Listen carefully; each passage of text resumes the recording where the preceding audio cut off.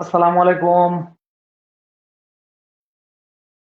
আমরা ক্লিয়ার দেখতে এবং শুনতে পাচ্ছি কিনা একটু জানাও।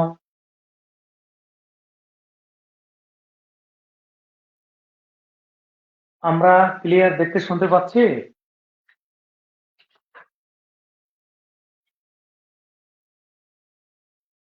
একটু রেসপন্স করো প্লিজ।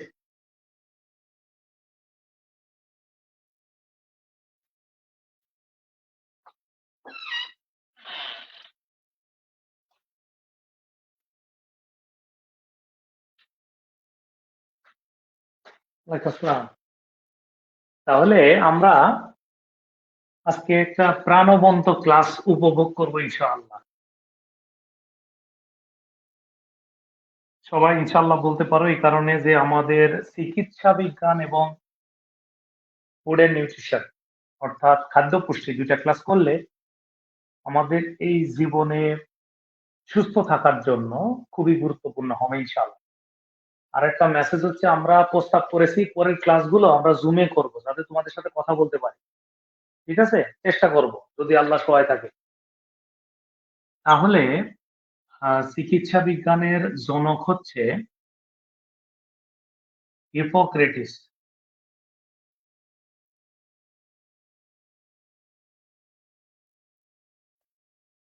তাহলে আমাদেরকে জানতে হবে চিকিৎসা বিজ্ঞানের জনক হচ্ছে হিপোক্রেটিস। তিনি একজন গ্রিক দার্শনিক ও বিজ্ঞানী।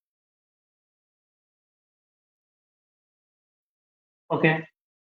সেকেন্ড হচ্ছে যদি বলে অবদানকারী,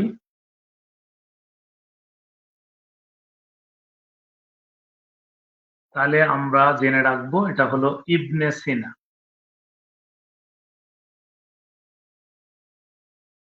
ইবনে সিনা হচ্ছে মধ্যপ্রাচ্য। তাহলে আমাদের প্রথম টপিকস হচ্ছে ডিজিজ।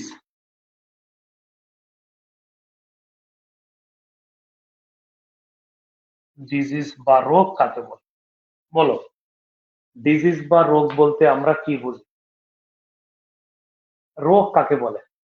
তোমরা যে কোনো কমেন্ট করলে আমি উত্তর দেবো ইনশাল্লাহ। যে কোনো কমেন্ট থাকতে পারে আমাকে জানাবা যে স্যার।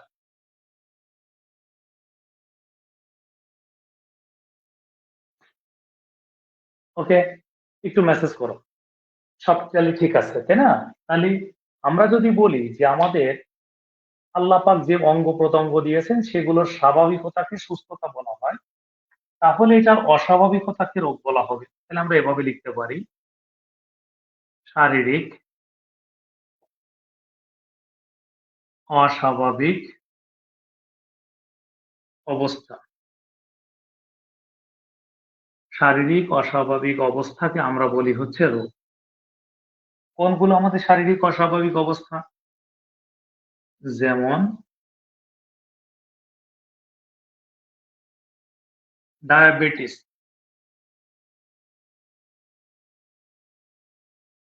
ডায়াবেটিসকে বলা হয় মাদার অফ ডিজিজ।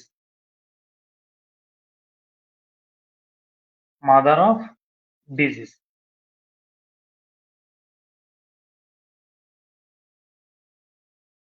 এরপরে লিখতে পারো ক্যান্সার, হার্ট অ্যাটাক,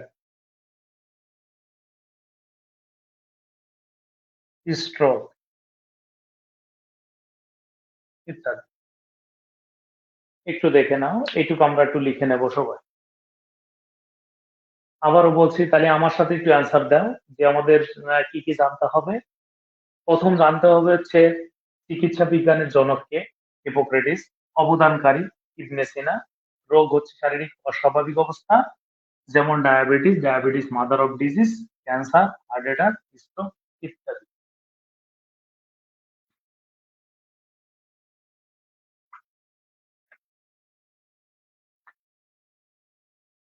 রোগের লক্ষণ কোনগুলো? রোগের লক্ষণ হলো যদি আমরা বিবেচনা করি যেমন জ্বর, কাশি, বমি, ব্যথা, রক্তপাত। জ্বর, কাশি, বমি, রক্তপাত ঠিক আছে? এগুলোকে আমরা বলি হচ্ছে রোগের লক্ষণ। ওটিসি ড্রাগ কাকে বলে? ওটিসি ড্রাগ হচ্ছে ওভার দ্য কাউন্টার ড্রাগ। তার মানে যে যে ওষুধগুলো আমরা ডাক্তারের পরামর্শ ছাড়াই সেবন করা যায়। তার মানে এটা কোনটা? বলা হচ্ছে যে ঔষধ ডাক্তারের পরামর্শ ছাড়াই গ্রহণ করা যায় তাকে ওটিসি ড্রাগ বলে। যেমন প্যারাসিটামল, হিস্টাসিন, অ্যাভোমিন ইত্যাদি, স্যালাইন এরকম। একটু দেখো ক্লিয়ার কিনা, একটু মেসেজ করো তো ভাই। একটু ক্লিয়ার কিনা একটু মেসেজ করো। খালি পরীক্ষাতে চাইতে পারে নিচের কোনটি রোগের লক্ষণ বা রোগ নয়? জ্বর, কাশি, বমি, ব্যথা, রক্তপাত ইত্যাদি। ওটিসি ড্রাগ হচ্ছে ওভার দ্য কাউন্টার ড্রাগ, যে ওষুধগুলো আমরা ডাক্তারের পরামর্শ ছাড়াই খেতে পারবো। প্যারাসিটামল, হিস্টাসিন এবং এগুলো। এখন আমরা যেটা দেখবো সেটা হলো স্বাস্থ্যবিধি।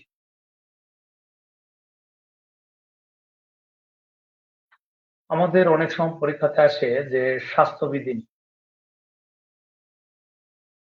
স্বাস্থ্যবিধি, স্বাস্থ্যবিধি। যেমন প্রতিদিন প্রতিদিন গড়ে দেড় লিটার বিশুদ্ধ পানি পান করা উচিত। একটু লিখে ফেলো কত, একটু সবাই কমেন্ট করো যে প্রতিদিন গড়ে কয় লিটার বিশুদ্ধ পানি পান করা উচিত। ওকে। সেকেন্ড হচ্ছে প্রতিদিন গড়ে নাও বলে বলতে পারে দেড় ঘন্টা ঘুমানো উচিত। 3 নাম্বার, প্রতিদিন -মিনিট হাসা উচিত। 4 নাম্বার, প্রতিদিন খাওয়ার পর বার ব্রাশ করা উচিত। প্রতি সপ্তাহে 5 দিন করে -মিনিট শরীর চর্চা করা উচিত।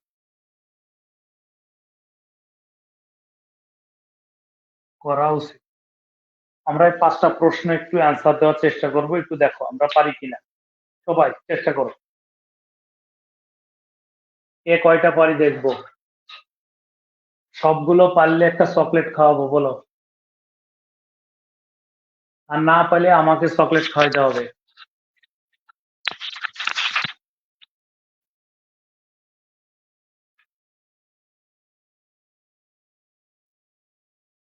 ঠিক আছে?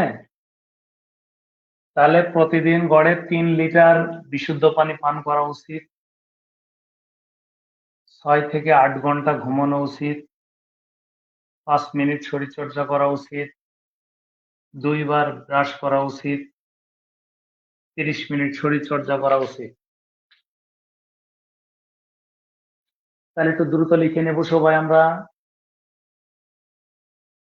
লেখা শেষ হলে আমরা মেসেজ দেব যে স্যার ডান। ডান কিনা?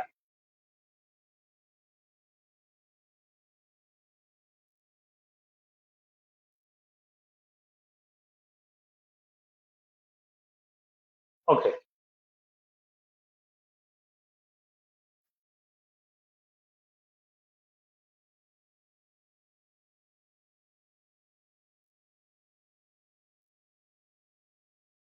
আমরা এখন লিখবো সংক্রামক রোগ।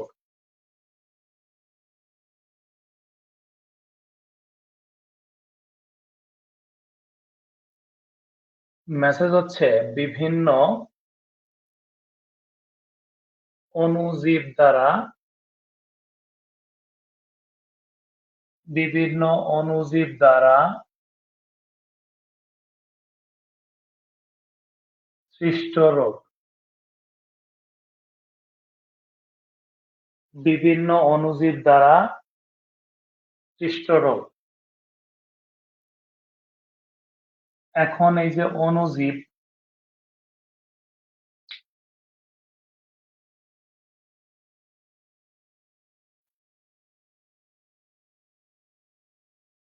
তিন ধরনের অণুজীব দ্বারা আমাদের রোগ হয়ে থাকে। কয় ধরনের? তিন ধরনের। তিন ধরনের অণুজীব দ্বারা।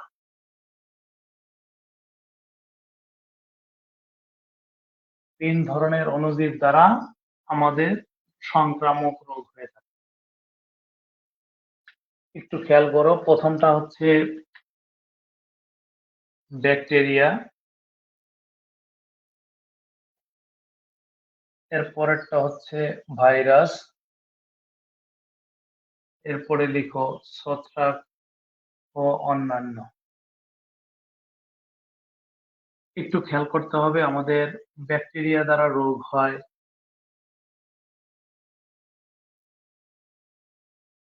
প্রায় 70%,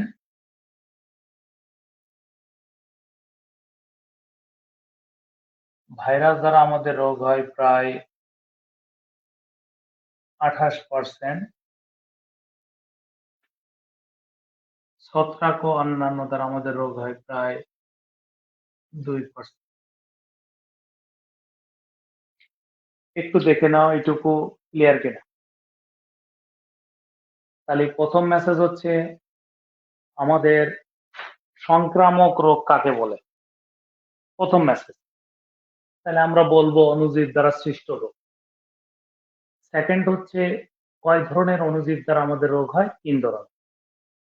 এরপরে হচ্ছে আমাদের কোনটা দ্বারা বেশি রোগ হয় এবং কোনটা দ্বারা আমাদের অণুজীব কি? এই যে অণুজীব কি লিখলাম, এই যে অণুজীব ব্যাকটেরিয়া, ভাইরাস, ছত্রাক হচ্ছে অণুজীব, যাদেরকে আমরা খালি চোখে দেখতে পাবো না, খুবই ক্ষুদ্র, এবং এরা অধিকাংশ ক্ষেত্রে আমাদের ক্ষতি সাধন করে থাকে, তাদেরকে অণুজীব বলা হয়। অর্থাৎ সহজ কথা বলি, তুমি খালি চোখে দেখতে পারবে না, এটা একটা আমাদের অণুবীক্ষণ যন্ত্র দিয়ে দেখতে হবে, সেগুলোকে অণুজীব বলা হয়। এখন কি ক্লিয়ার? এখন আমাদের এই যে ভাইরাস, এই ভাইরাস দ্বারা আমাদের যে রোগগুলো হয় সেটা আমাদের প্যান্ডেমিক সিচুয়েশন তৈরি করে।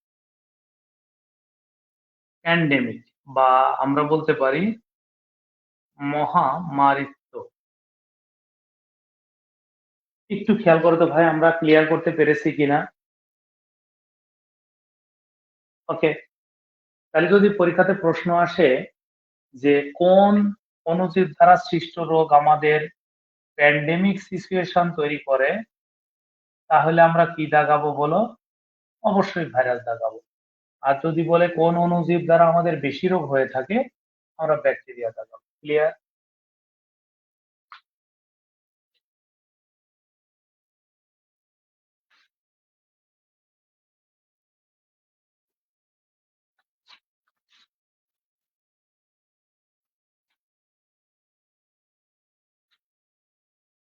আচ্ছা, এখন আমরা যেটা দেখবো সেটা হচ্ছে ছোঁয়াচে রোগ।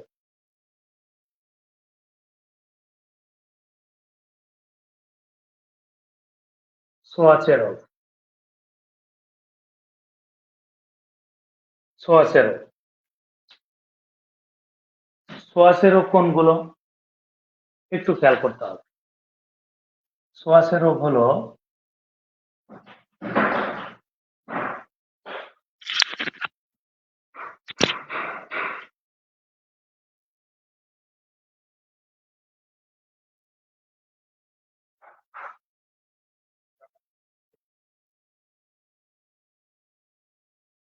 তো এখন আমরা একটু দেখে নেব সোয়াশে রোগ কাকে বলে। সোয়াশে রোগ হচ্ছে আহ, যে সংক্রামক রোগ সংস্পর্শে ছড়িয়ে পড়ে, সংস্পর্শে ছড়িয়ে পড়ে তাদেরকে সোয়াশে রোগ বলে। একটু ক্লিয়ার কিনা দেখো।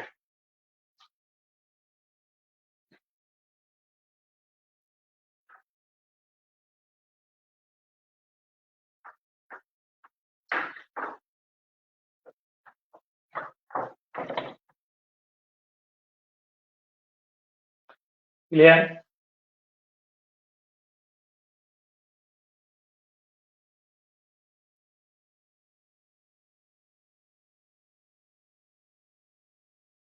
ওকে, তাহলে সোয়াশে রোগ কোনটি? আমরা একটা টেস্ট নিই, তোমাদের একটা পরীক্ষা নিচ্ছি, সেটা হচ্ছে একটা প্রশ্ন নিচ্ছি, দেখি পারো কিনা।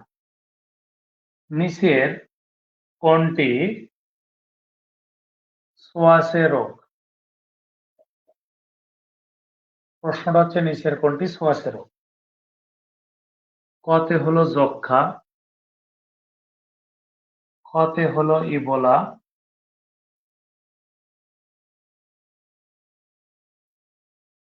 গতে হলো কুষ্ঠ, ঘতে হলো হুপিং কাশি। একটু বলো নিচের কোনটি সোয়াশে রোগ? একটু রেসপন্স করো, নিচের কোনটি সোয়াশে রোগ?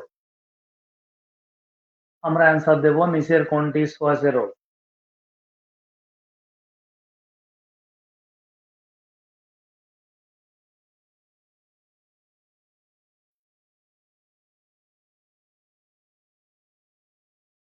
নিচের কোনটি সোয়াশে রোগ, দ্রুত বলো।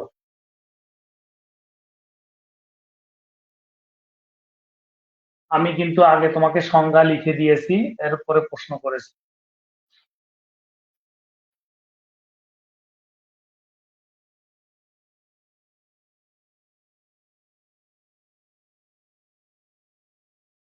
এখন আমরা আগে সোয়াশে রোগগুলো দেখব।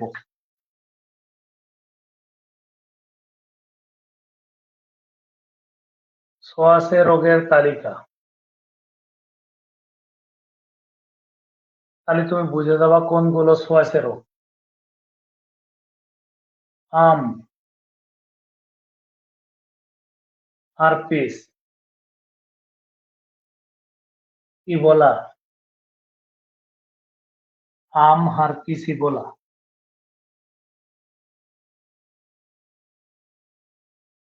পক্স বা বসন্ত। এটা তিন ধরনের বসন্ত আছে, তিনটাই সোয়াশে রোগ। একটা হচ্ছে জল বসন্ত, গুটি বসন্ত, মানকি পক্স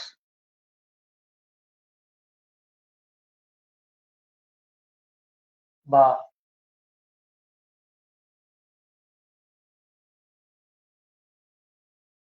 এটা হলো চিকেন পক্স, এটা হচ্ছে স্মল পক্স।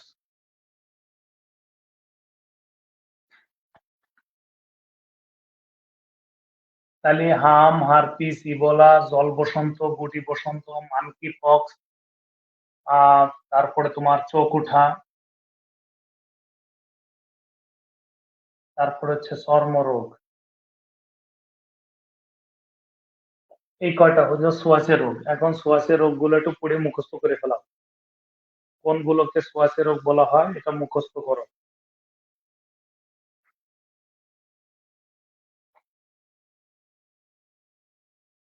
আবারও বলছি, সোয়াশে রোগ হলো আম, হারপিস, ইবোলা, জল বসন্ত, গুটি বসন্ত, মানকি পক্স, চোখ উঠা, চর্মরোগ। আমরা ক্লিয়ার কিনা, দ্রুত বলো। আমরা ক্লিয়ার কিনা? এগুলো কিন্তু পরীক্ষাতে আসলে আমরা অনেকে ভুল করে ফেলবো, দ্রুত ভুল করে ফেলবো।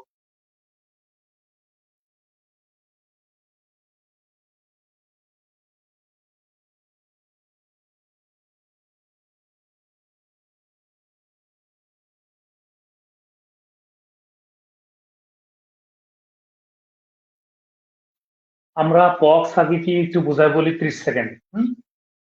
পক্স হচ্ছে একটি সোয়াইসা রোগ বা সংক্রামক রোগ।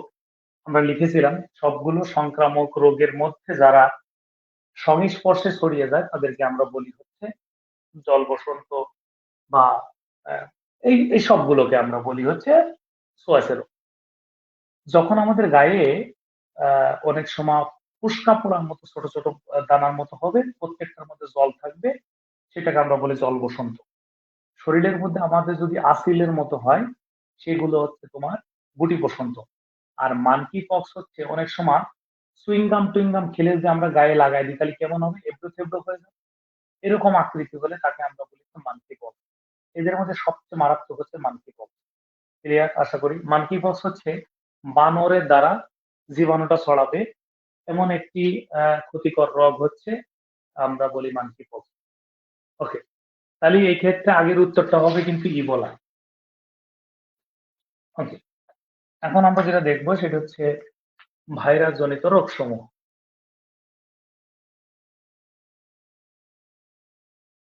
ভাইরাস জনিত রোগ সমূহ, একটু সবাই লেখো ভাইরাস জনিত রোগ সমূহ। পরীক্ষাতে আসবে নিচের কোনটি ভাইরাস জনিত রোগ সমূহ, এবং এটাও আসতে পারে কোন রোগটা আহ, তোমার ভাইরাস দ্বারা হয়ে থাকে বা ভাইরাস জনিত রোগ নয়, ইত্যাদি ইত্যাদি বলতে পারে। এক্ষেত্রে আমরা একটু সহজে মনে রাখতে পারি এরকম ছন্দ দিয়ে যে, এই পলির মা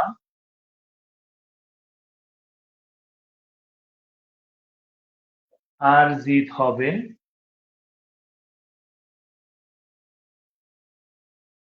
গফুর ও নিপাকে একসঙ্গে নিচে ডাকো। এটা দিয়ে আমরা প্রায় সব প্রশ্নের উত্তর পেরে যাব, একটু সবাই লিখে ফেলো। এই পলির মা আর জিত হবে গফুর ও নিপাকে একসঙ্গে নিচে ডাক। এই ছন্দটা দিয়ে আমরা জেনে যাব আমাদের ভাইরাস জনিত রোগ কোনগুলো। একটু দেখে নাও। এতে হলো এইডস, যার ভাইরাসের নাম হলো HIV। ইতে মনে রাখো ইবোলা।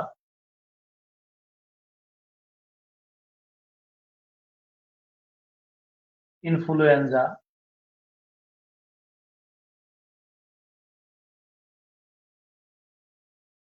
পলির থেকে মনে রাখো পোলিও। মাতে মামস। হাতে হাম হারপিস। বর্গীয় জতে জলাতঙ্ক, জন্ডিস, জিকা। অতে হেপাটাইটিস।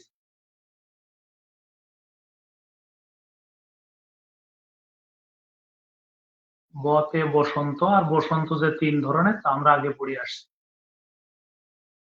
কতে গরুর খোরা রোগ। ফুতে 2 ধরনের ফ্লু, এটা হলো বার্ড ফ্লু, একটা হলো সোয়াইন ফ্লু।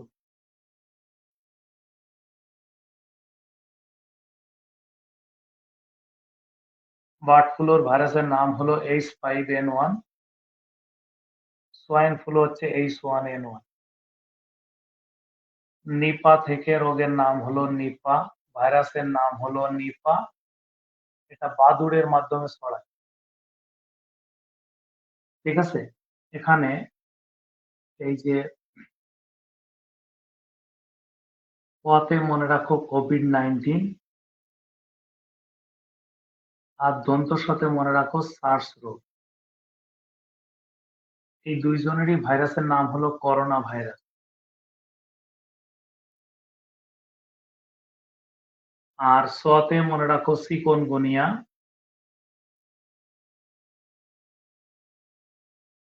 ডতে ডেঙ্গু। কতে ক্যান্সার।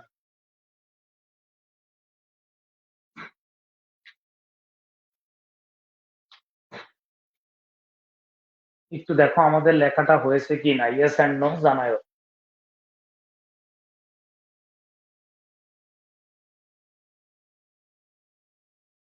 আমাদের এটুকু লেখা হয়েছে কিনা।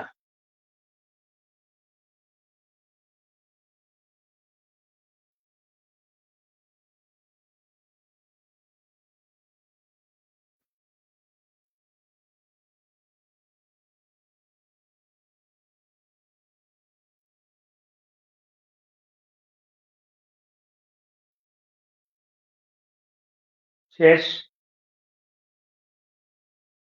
Thank you. এখন আমাদের পরীক্ষাতে যে প্রশ্ন আসে,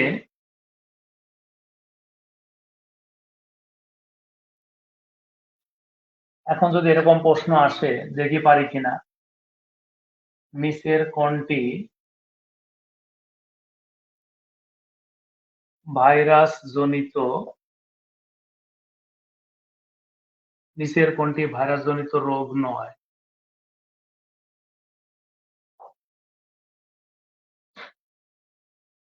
নিচের কোনটি ভাইরাস জনিত রোগ নয়, তাহলে আমরা কি দেখাবো। কতে দিতে পারে ক্যান্সার,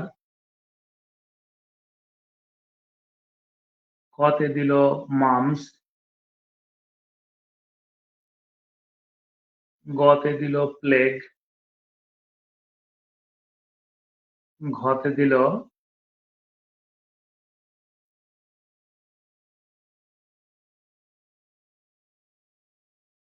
ডেঙ্গু। একটু বলো তাহলে আমরা কি দেখাবো, নিচের কোনটি ভাইরাস জনিত রোগ নয়।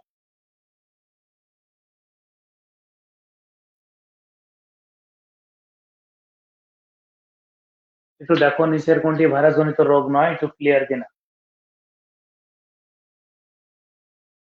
পারবা কিনা দ্রুত মেসেজ দাও। মাত্র পড়া দিয়ে আসলাম, মাত্র পড়া দিয়ে আসলাম যেটা আমাদের, মাত্র পড়া দিয়ে আসলাম যেটা আমাদের ছন্দের মধ্যে নাই সেটা উত্তর হবে। একটু আগে ভাইরাস জনিত রোগ লিখে দিয়ে আসলাম। সবাই ক লিখতেছো কেন, তাহলে একটু আগে কি পড়ালাম।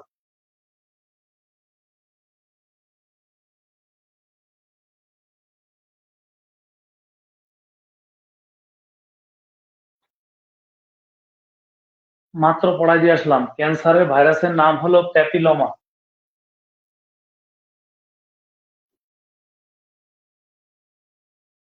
তাহলে ক্যান্সার যে ভাইরাস দ্বারা হয় তার নাম হলো প্যাপিলোমা ভাইরাস। ডেঙ্গু হচ্ছে ফ্লাভি ভাইরাস।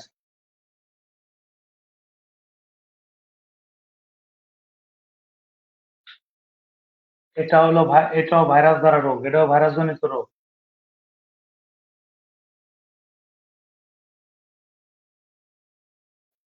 তাহলে উত্তর হবে এইটা। একটু আগে দেখে আসো লিখে দিয়ে আসছিলাম, একটু আগে দেখো লিখে দিয়ে আসছিলাম কোনটি কোনটি ভাইরাস জনিত রোগ, তার একটা তালিকা মাত্র দিয়ে আসলাম, একটু খেয়াল করে দেখো সবাই। তাহলে সবাই একটু লিখে নাও, ক্যান্সারের ভাইরাসের নাম হলো প্যাপিলোমা ভাইরাস।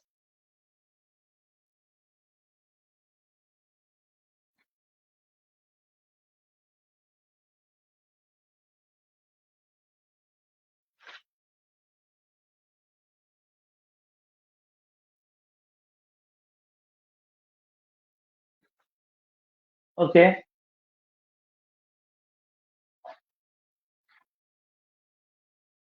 একটু শুনে নাও, ক্যান্সার নিয়ে তোমাদের একটা ভিন্ন মতবাদ দিই। ক্যান্সার যদি,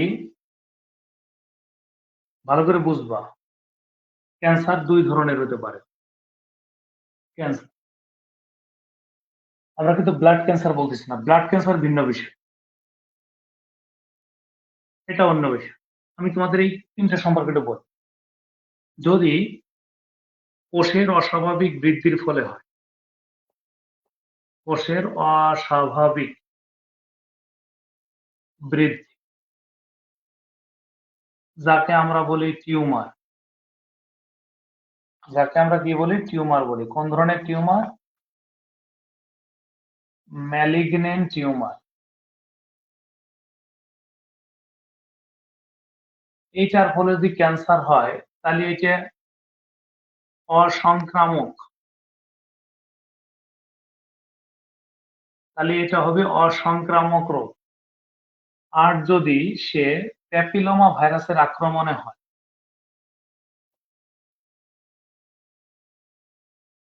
প্যাপিলোমা ভাইরাসের আক্রমণে হয়, তাহলে সেটা হবে সংক্রামক রোগ।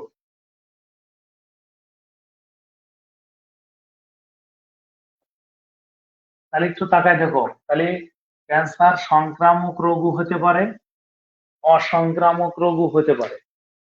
যখন কোনো অসংক্রামক রোগ খুঁজে পাবে, সেখানে যে বাকিগুলো সংক্রামক রোগ থাকে, সেখানে ক্যান্সারকে অসংক্রামক রোগ হিসেবে চিহ্নিত করা যেতে পারে। বিষয়টাকে আমরা ক্লিয়ার করতে পেরেছি।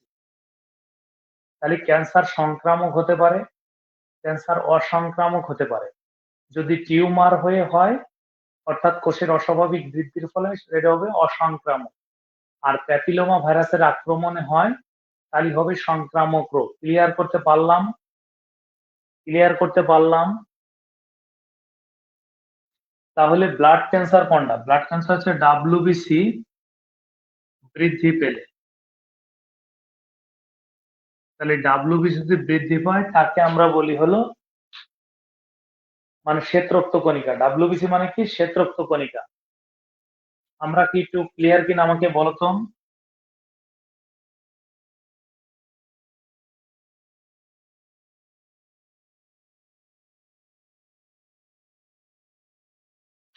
আমরা বোর্ডের টুকু ক্লিয়ার কিনা?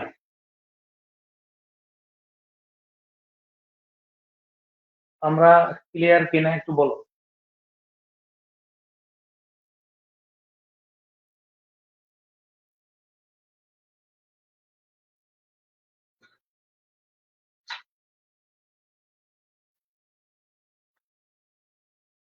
তাহলে ক্যান্সার সংক্রামকও হতে পারে, ক্যান্সার অসংক্রামক রোগও হতে পারে। আমরা একটা মেসেজ দেখব খুব ঠান্ডা মাথায়, একটা মেসেজ ভালো করে শুনবো। এই যে আমরা একটা ছন্দ পড়লাম, এই ছন্দ থেকে যেগুলো পড়লাম সেগুলো সব ভাইরাস। ক্লিয়ার হবা, খুব মনোযোগ দিয়ে কথাটা।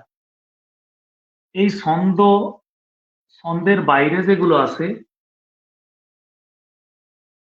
ছন্দের বাইরে যেগুলো আছে সেগুলোকে আমরা বলবো ব্যাকটেরিয়া।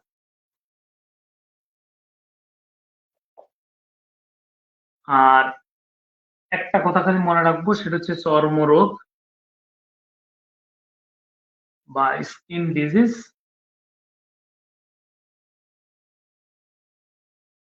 সেটা হলো ছত্রাক। ক্লিয়ার হয়ে, তাহলে আমরা যে ছন্দটা পড়লাম সেটা হলো ভাইরাস, এই ছন্দের বাইরে যেগুলো সেটা হলো ব্যাকটেরিয়া, আর একটা মুখস্থ রাখলাম সেটা হলো ছত্রাক। ক্লিয়ার? এখন আমাদের পরীক্ষাতে প্রশ্ন আসে যে এদের মধ্যে কোনটি থাকে, কোন ধরনের ভাইরাস দ্বারা এটি হয়ে থাকে। এখন আমরা মনে রাখবো যে ভাইরাসের মধ্যে হয় থাকবে ডিএনএ অথবা আরএনএ, আর ব্যাকটেরিয়া আর ছত্রাকের মধ্যে থাকবে ডিএনএ এবং আরএনএ। ক্লিয়ার? একটু ক্লিয়ার কিনা আগে বল। তাহলে ভাইরাসের দেহে থাকতে পারে হয় ডিএনএ নয় আরএনএ, আর ব্যাকটেরিয়া ছত্রাকের মধ্যে উভয়ই থাকে। এখন যদি আমরা একটু খেয়াল করে দেখো, যে আমরা এইটুক পর্যন্ত খেয়াল করো, যে আমরা যদি খেয়াল রাখি এই পর্যন্ত, যে ছন্দর মধ্যে হলে ভাইরাস হবে, হয় ডিএনএ হবে অথবা আরএনএ হবে। আমি যদি ডিএনএ গুলো মুখস্থ রাখি তাহলে আরএনএ গুলো মুখস্থর বাইরে, মুখস্থের বাইরে বা মুখস্থ ছাড়া। মুখস্থ ছাড়াগুলো হলো মুখস্থ ছাড়াগুলো হলো সব হলো তোমার আরএনএ, এখানে যেগুলো আছে ছন্দের মধ্যে। তাহলে আমরা এরকম লিখতে পারি যে ছন্দের বাকি সব। কি লিখতে পারি? ছন্দের বাকি সব। যদি সহজ করে বলি তাহলে ডিএনএ এর জন্য আমরা কি কি মনে রাখবো একটু দেখে নাও। আমরা মনে রাখবো হলো হারপিস, ক্যান্সার, হারপিস ক্যান্সার, 3 ধরনের পক্স, হেপাটাইটিস বি। ক্লিয়ার কিনা বলো? বোর্ডের লেখাটা ক্লিয়ার কিনা? বোর্ডের লেখাটা ক্লিয়ার কিনা? পরীক্ষাতে তোমাকে চাবে যে এই জীবাণুর দেহে ভাইরাস আছে না ব্যাকটেরিয়া আছে, এই টাইপের প্রশ্ন টশ্ন করতে পারে। তখন আমরা কি দাগাবো এটা ক্লিয়ার হয়।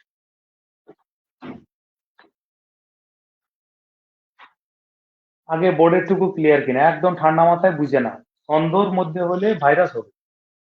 আর ভাইরাসের ক্ষেত্রে আমরা বলেছি যে সেক্ষেত্রে মুখস্থ রেখেছি হলো তোমার কি কি রাখলাম? হারপিস, ক্যান্সার, 3 ধরনের পক্স, হেপাটাইটিস বি।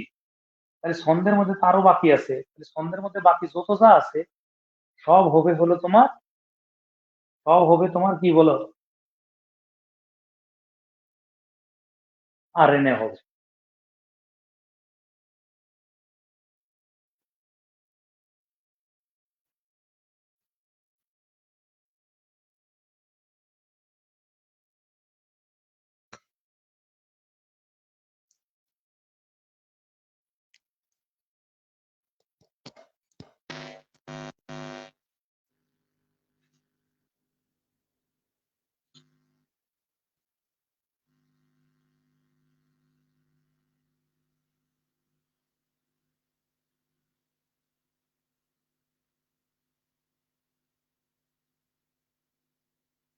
এখন আমি তোমাদের কিছু প্রশ্ন করবো, দাঁড়াও, একটু 1 মিনিট। শেয়ার ফোনটা একটু রেডি করি।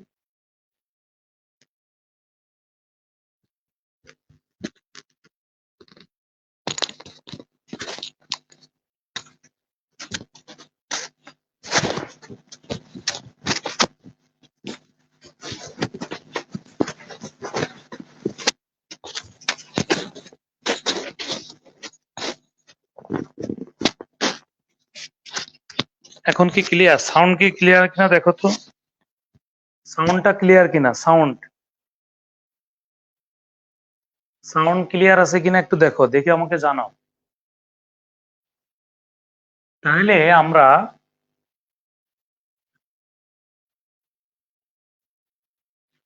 নতুন একটা সাউন্ড সিস্টেম লাগালাম। সাউন্ড কি ক্লিয়ার? জি স্যার, ক্লিয়ার। ওকে। এখন আমরা আপাতত 2-3টা প্রশ্ন করি। দেখো পরীক্ষাতে এসেছে এরকম কয়েকটা প্রশ্ন করলে বিষয়টা ক্লিয়ার হবে। ধরো আমাদের একটা প্রশ্ন আসলো যে করোনা ভাইরাস, করোনা ভাইরাস এর দেহে কোনটি থাকে? কি বলতো? করোনা ভাইরাসের দেহে কোনটি থাকে? পরীক্ষাতে প্রশ্ন এসেছে। ধরো কতে দিল এমআরএনএ, খতে দিল আরএনএ, গতে দিল ডিএনএ, ঘতে দিল আরএনএ অ্যান্ড ডিএনএ। এরকম প্রশ্ন আসলো ধরেন। এখন আমাদের মেসেজটা কি? আমাদের মেসেজটা হচ্ছে তোমাকে পরীক্ষা থেকে বুঝে বুঝে দাগাইতে হবে। তাহলে আমরা বুঝে বুঝে দাগাই। প্রথম মেসেজ হচ্ছে করোনা ভাইরাস, এটা এসেছে ছন্দ থেকে। ওকে, তাহলে অবশ্যই পরীক্ষার উত্তর ডিএনএ বা আরএনএ হবে, হয় এটা হবে নয় এটা হবে। তাহলে দেখো আমরা ডিএনএ এর জন্য কোনটা? হারপিস, ক্যান্সার, 3 ধরনের পক্স, হেপাটাইটিস বি। তাহলে এটা নয়। তাহলে অ্যান্সার হবে আরএনএ। বিষয়টা ক্লিয়ার কিনা? বিষয়টা ক্লিয়ার কিনা? প্রশ্নের উত্তরটা আমরা ক্লিয়ার হতে পেরেছি কিনা? করোনা ভাইরাসে দেহে থাকবে কোনটা? করোনা ভাইরাসের দেহে থাকবে কোনটা? অবশ্যই আরএনএ থাকবে, এটা নিয়ে কোনো সন্দেহ নাই। কিন্তু আমরা অনেকে এমআরএনএ বলতেছি কেন? অনেকে বলে যে স্যার আমি তো অনেক বইয়ে এমআরএনএ পাইছি, তাহলে এমআরএনএ পেয়েছো কেন? আসলে অনেকে খেয়াল করতে পারে নাই, এই যে করোনা ভ্যাকসিন আছে না, করোনা ভ্যাকসিন, এই প্রশ্নটা আবার ভিন্ন। করোনা ভ্যাকসিন তৈরিতে লাগবে হলো এমআরএনএ, সেটা কিন্তু করোনা ভ্যাকসিন, কিন্তু করোনা ভাইরাস না। আমরা ভুল করতেছি, একটা হলো করোনা ভাইরাস, একটা হলো করোনা ভ্যাকসিন, একটা হলো করোনা ভাইরাস, একটা হলো করোনা ভ্যাকসিন। আমরা যদি সহজ করে বলি, আগে ঠান্ডা মাথায় শোনো, আমরা যেটা ছন্দ পড়লাম, এই পলির মা হারজিত হবে কুকুর ও নিপাকে একসঙ্গে নিচে ডাকো, মনে আছে? সেখান থেকে যে নামগুলো আমরা জেনেছি এগুলো সব ভাইরাস জনিত, এটা তো আমরা একমত। ওকে, এখন পরীক্ষাতে একটা রোগ দিয়ে বলবে এই রোগের জীবাণুর দেহে আরএনএ থাকবে না ডিএনএ থাকবে, তুমি টেনশনে পড়ে যাবা। তখন তুমি দেখবা যদি ছন্দের মধ্যে হয় তাহলে উত্তর হবে ডিএনএ অথবা আরএনএ। তা ডিএনএ এর 4টা নাম আমরা মুখস্থ করে রাখি, সেটা হলো হারপিস, ক্যান্সার, 3 ধরনের পক্স, আর হলো হেপাটাইটিস বি। তা এইগুলো থেকে পরীক্ষাতে আসলে আমরা দেখা বললো ডিএনএ। আর ছন্দের মধ্যে আরো নাম তো আছে, সেই নামগুলো যে কোনোটা পরীক্ষাতে আসলে আমরা দেখাবো হচ্ছে আরএনএ। ক্লিয়ার? আর যদি ব্যাকটেরিয়া হয় তাহলে আমরা দেখাবো হচ্ছে আরএনএ আর ডিএনএ উভয়ই। এর সহজ করে কিভাবে বলতে পারি বল? আমি একটু সহজ করে আরো বলি তোমাকে, দেখো তাহলে বুঝতে সুবিধা হবে। একবার একটা পরীক্ষাতে এরকম প্রশ্ন আসলো যে হারপিস, হারপিস, ও না, আসছিল হারপিস না, আসছিল হলো স্মল পক্স। হারপিসও আসছে অন্যভাবে। স্মল পক্স, স্মল পক্স এর জীবাণু দেহে কোনটি থাকে? এখন তুমি বলো।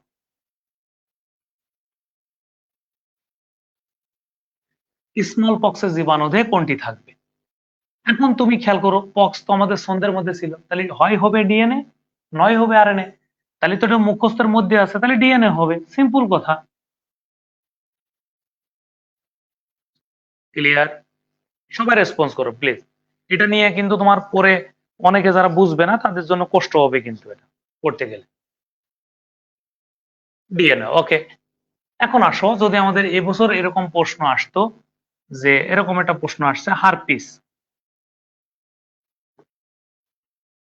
হারপিস এর জীবাণু দেহে কোনটি থাকে? এখন বলো, সবাই লেখো।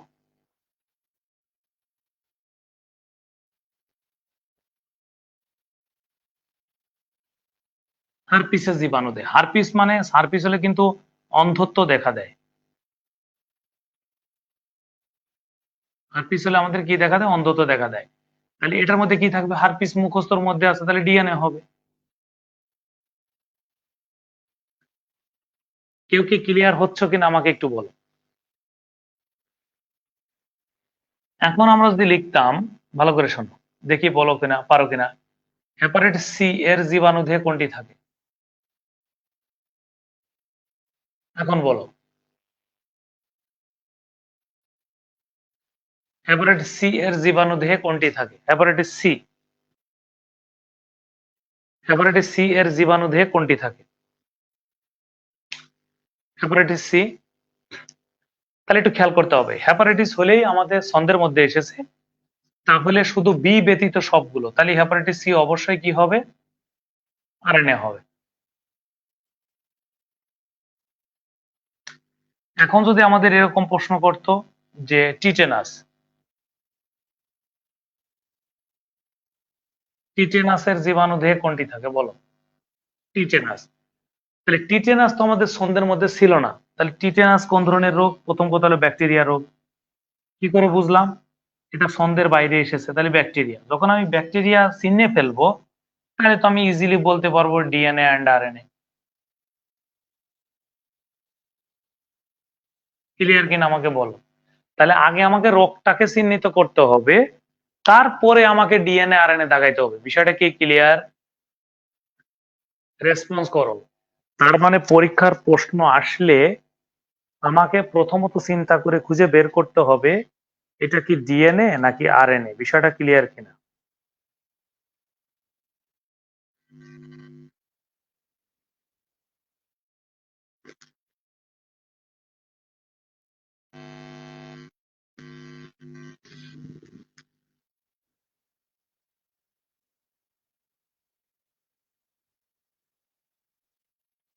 সবাই ওকে, তাহলে যখনই আমি চিনে ফেলবো এটা ডিএনএ না আরএনএ, তখন আমার বিষয়টা একদম ইজি হয়ে যাবে। ওকে,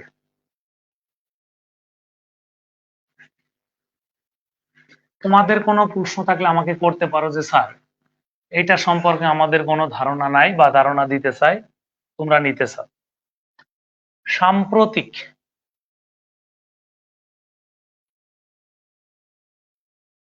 সংক্রামক রোগ পরীক্ষাতে চাইতে পারে। সাম্প্রতিক সংক্রামক রোগ কোনটি? কোভিড-19। ঠিক আছে, কোভিড-19 ফর্মুলা আমরা কিভাবে জানি? সিও করোনা, ভিআই ভাইরাস, টি ডিজিজ।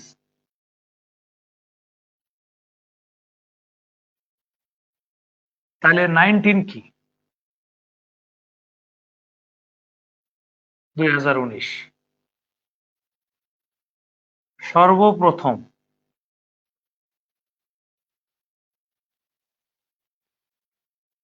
কবে হয়েছে?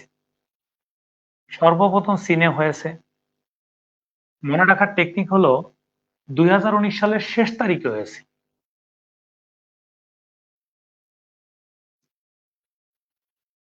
তাহলে বাংলাদেশে কবে হয়েছে?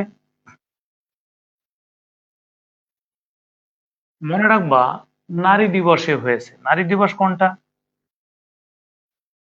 মার্চের 8 তারিখ।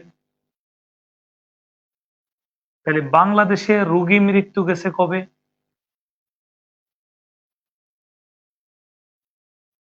10 দিন পরে। মনে রাখলেই হবে। কিভাবে মনে রাখবো আমরা একটু বলো।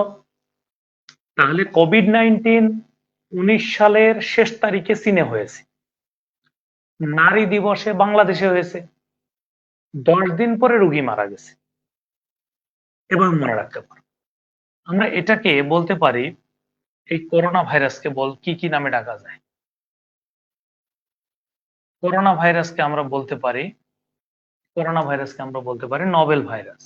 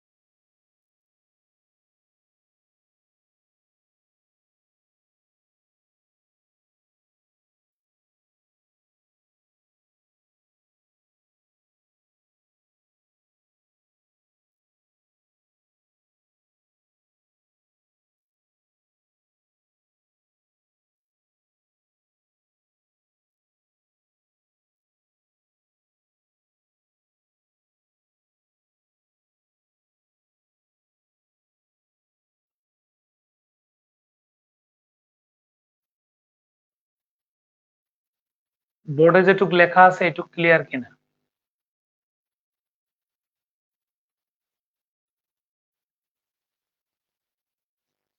সবাই একটু রেসপন্স করো প্লিজ। যদি ক্লিয়ার শুনতে পাও একটু মেসেজ করো সবাই যে আমরা একটু ক্লিয়ার কিনা। সিও করোনা, ভিআই ভাইরাস, ডিতে ডিজিজ, 2019 বা 2019 সর্বপ্রথম চীনে 31/12/2019। তারপর আমাদের হলো 8/3/2020, রোগী মৃত্যু 18/3/2020, প্রধান লক্ষণ শ্বাসকষ্ট, প্রধানত ছড়ায় হাসি কাশির মাধ্যমে। ক্লিয়ার ক্লিয়ার, একটু সাউন্ড করো, তোমরা তো রেসপন্স করো না। শুনতে পাও?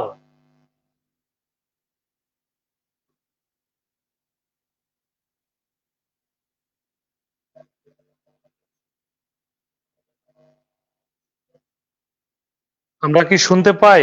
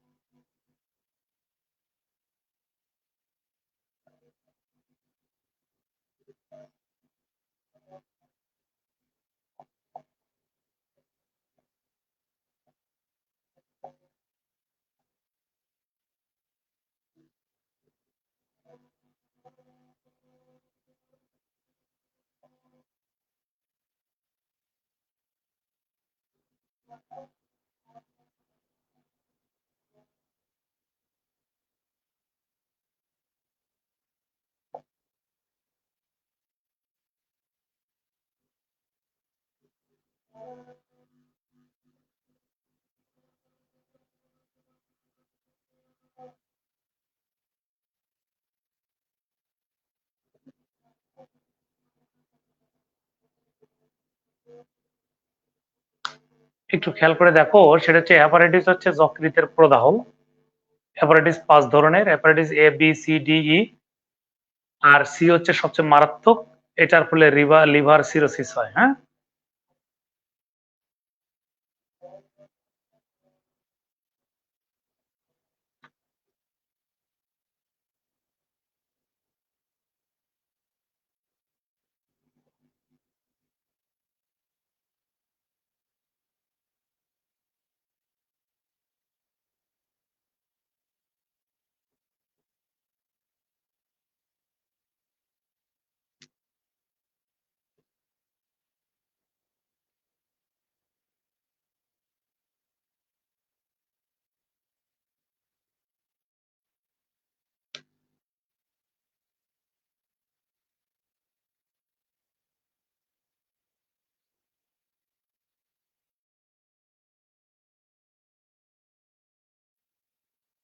আমরা 10 মিনিট নামাজের বিরতিতে যাচ্ছি।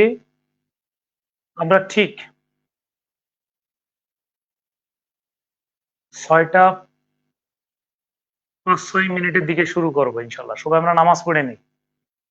সবাই নামাজ পড়ে নাও, নামাজ পড়ে আমরা শুরু করি আবার। ওকে।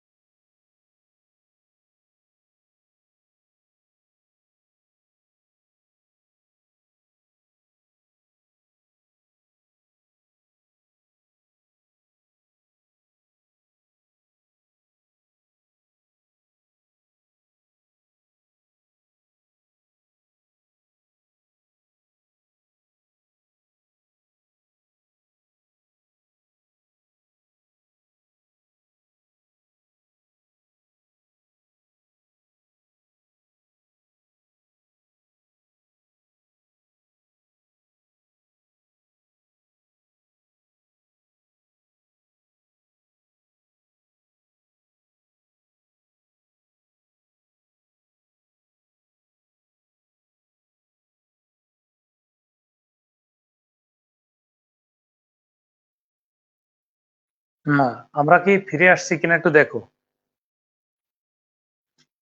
আমরা দেখি, আমরা প্রথম কথা হচ্ছে হেপাটাইটিস কি? হেপাটাইটিস হচ্ছে তোমার যকৃত বা লিভারের নিয়মিত প্রদাহের ফলাফল। এটা 5 ধরনের হয়ে থাকে, hepatitis A, B, C, D, E. আর সবচেয়ে মারাত্মক হচ্ছে হেপাটাইটিস সি। কেন এটি সবচেয়ে মারাত্মক হলো? কারণ এটার ফলে লিভার সিরোসিস হয়ে থাকে। ক্লিয়ার? ক্লিয়ার কিনা আমাকে একটু জানাও যে স্যার আমরা এটুকু ক্লিয়ার। ক্লিয়ার? এখন আমরা যে টপিকটা দেখবো সেটা হচ্ছে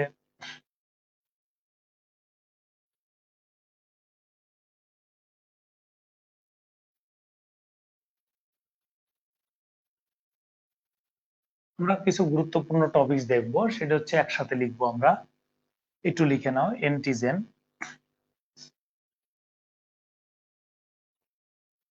অ্যান্টিবডি, ইনফেকশন, অ্যান্টিসেপটিক। তোমরা পরপর লিখবা, যেহেতু আমার জায়গা নেই আমি পাশে লিখতেছি। অ্যান্টিবায়োটিক, এই জায়গাটা বেশি ফাঁকা রাখতে হবে, অনেক কাজ আছে।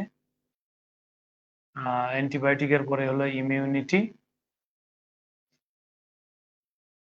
Disinfectant, vaccine.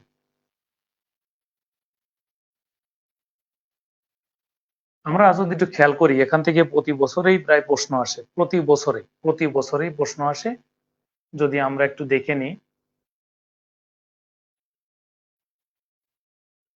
প্রথম মেসেজ হচ্ছে আমরা কি শুনতে পাচ্ছি? একটু বলো তো একজন, আমরা ক্লিয়ার শুনতে পাচ্ছি কিনা, সাউন্ড ক্লিয়ার আছে কিনা। একটু রেসপন্স করো, যদি থাকে বলো যে স্যার সাউন্ড ক্লিয়ার আছে। সাউন্ড ক্লিয়ার আছে?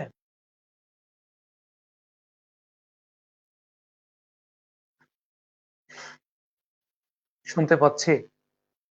ওকে। এখন আমরা একটা গল্প শুনবো, গল্পের মাধ্যমে সকল প্রশ্নের উত্তর পেয়ে যাবো ইনশাল্লাহ। আমরা বাড়ি তৈরি করলে বাড়িতে দারোয়ান ছাড়া মালিক পক্ষ না থাকাতে একদল ডাকাত বাড়িতে আক্রমণ করলো। এখানে আমরা অ্যান্টিজেন বলতে ডাকাত বোঝানোর চেষ্টা করছি। তাহলে বাড়িতে একদল ডাকাত আক্রমণ করেছে, বাড়ির দারোয়ান তাকে বাধা দিয়েছে, দারোয়ানকে মারধর করেছে। তুমি খবর পেয়ে স্যাভলন ডেটল কিনে বাড়ি এসেছো, এটা দিয়ে কাজ হবে না, তখন তুমি ডাক্তার ডেকে লাইসেন্স অস্ত্র দিয়েছো। দারোয়ানের পুনরায় ক্ষমতা ফিরে পেল। ঘরের মধ্যে যেয়ে সে হারপিক ভীম দিয়ে সবকিছু পরিষ্কার পরিচ্ছন্ন করে দিল, এবং তুমি তাকে বাড়ির গেটে একটা সিসি ক্যামেরা লাগাই দিলে, যাতে পরবর্তীতে কেউ আসলে আগে থেকে সংকেত দিতে পারে। তা আমরা দেহকে যদি একটি বাড়ি মনে করি, তাহলে এই যে ডাকাত বলতে আমরা বুঝবো জীবাণু।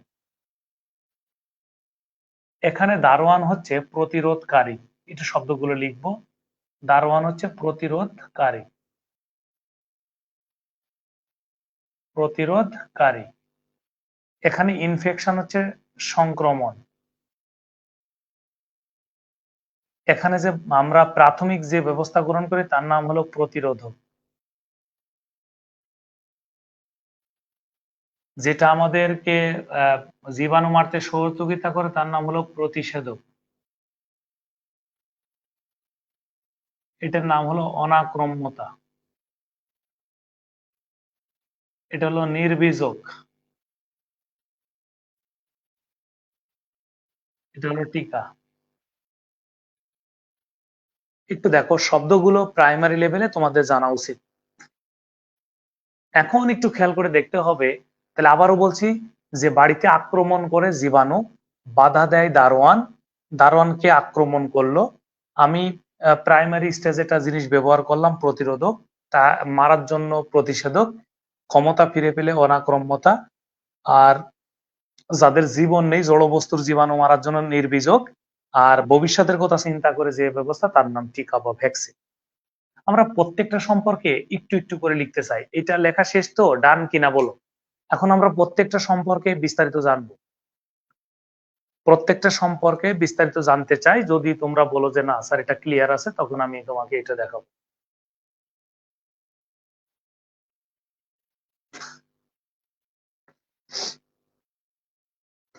ক্লিয়ার আশা করি।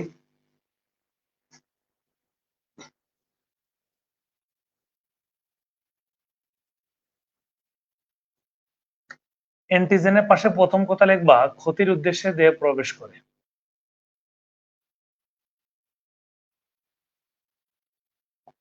দেহে প্রবেশ। প্রথম প্রশ্ন হচ্ছে এরা কিসের উদ্দেশ্যে দেহে প্রবেশ করে? ক্ষতির উদ্দেশ্যে দেহে প্রবেশ করে। যেমন ভাইরাস, ব্যাকটেরিয়া, এগুলোকে আমরা বলি হচ্ছে জীবাণু।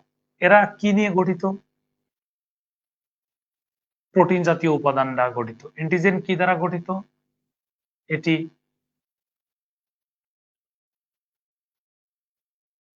প্রোটিন দ্বারা গঠিত। অ্যান্টিজেন কি দ্বারা গঠিত? প্রোটিন দ্বারা গঠিত। অ্যান্টিবডি,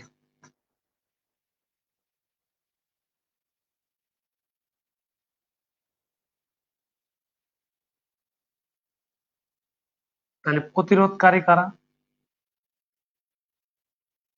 দেহ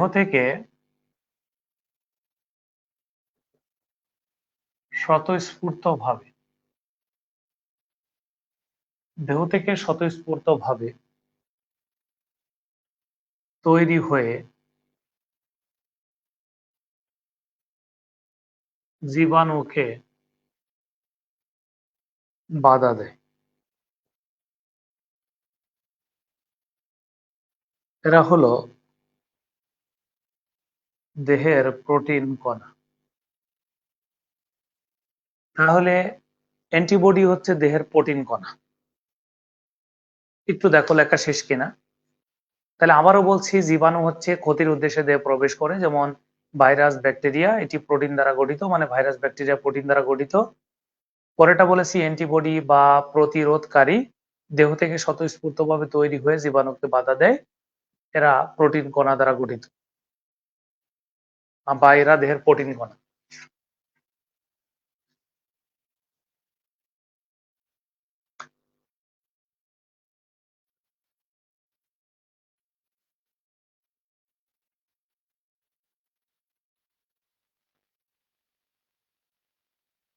ইনফেকশন। ইনফেকশন হচ্ছে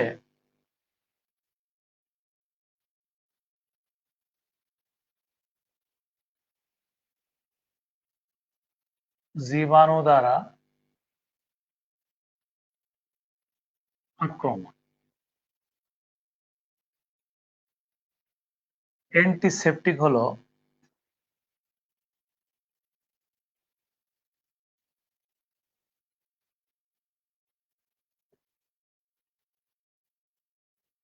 প্রাথমিকভাবে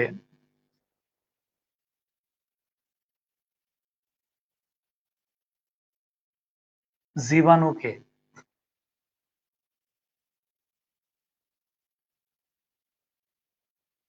রোধ করে। প্রাথমিকভাবে জীবাণুকে রোধ করে। তাহলে প্রাথমিকভাবে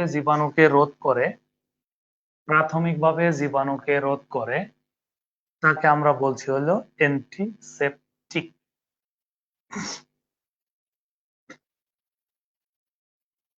তাহলে অ্যান্টিসেপটিক হচ্ছে প্রাথমিকভাবে জীবাণুকে কি করে? রোধ করে। যেমন স্যাভলন, ডেটল, ফিটকিরি, এগুলো।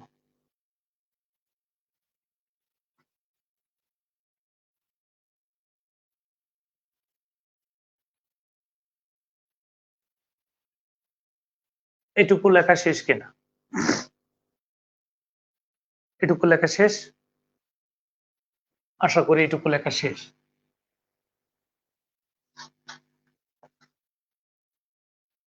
অ্যান্টিবায়োটিক,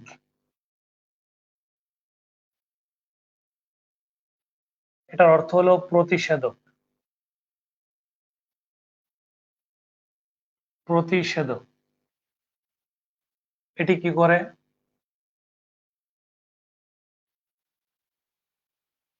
জীবাণুকে ধ্বংস করে বা ধ্বংস করার চেষ্টা করে।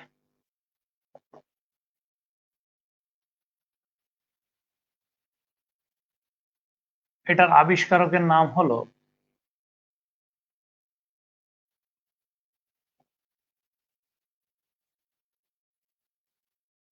Alexander Fleming.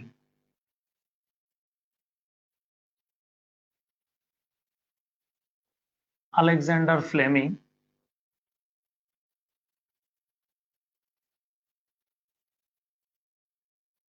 ইউএসএ তে 1928 সালে, প্রকাশ হলো 1929 সালে। আবিষ্কার করা হয়েছে যে ছত্রাক থেকে, ছত্রাকের নাম হলো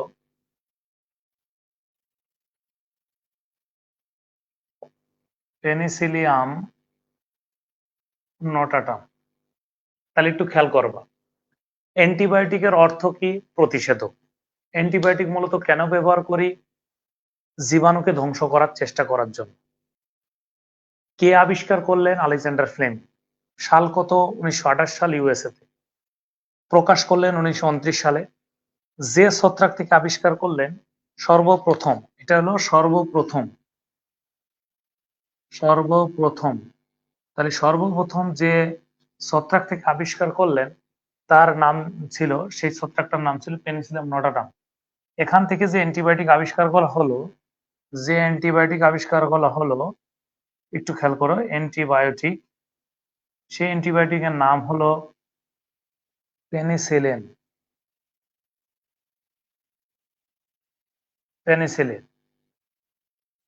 তাহলে যে অ্যান্টিবায়োটিক আবিষ্কার করা হলো সেই অ্যান্টিবায়োটিকের নাম হলো পেনিসিলিন। ভালো করে বুঝবো। তাহলে আলেকজান্ডার ফ্লেমিং, ইউএসএ 1928, প্রকাশ 1929। সর্বপ্রথম আবিষ্কার পেনিসিলিয়াম নোটাটাম থেকে, অ্যান্টিবায়োটিকের নাম হচ্ছে পেনিসিলিন। এখন এখন যদি পরীক্ষাতে বলে, ভালো করে শুনবা কিন্তু, যে বর্তমানে বাণিজ্যিক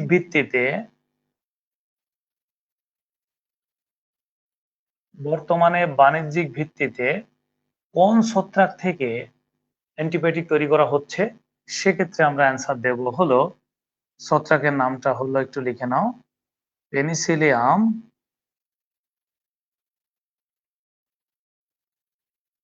ক্রাইসোজিনাম।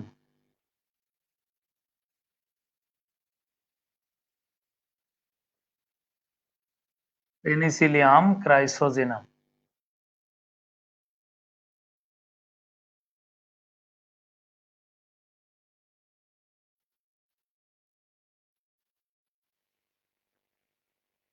আমাদের বোর্ডে যেটুকু আছে লেখা, এটুক নিয়ে কারো কোনো প্রশ্ন আছে কিনা একটু বলো।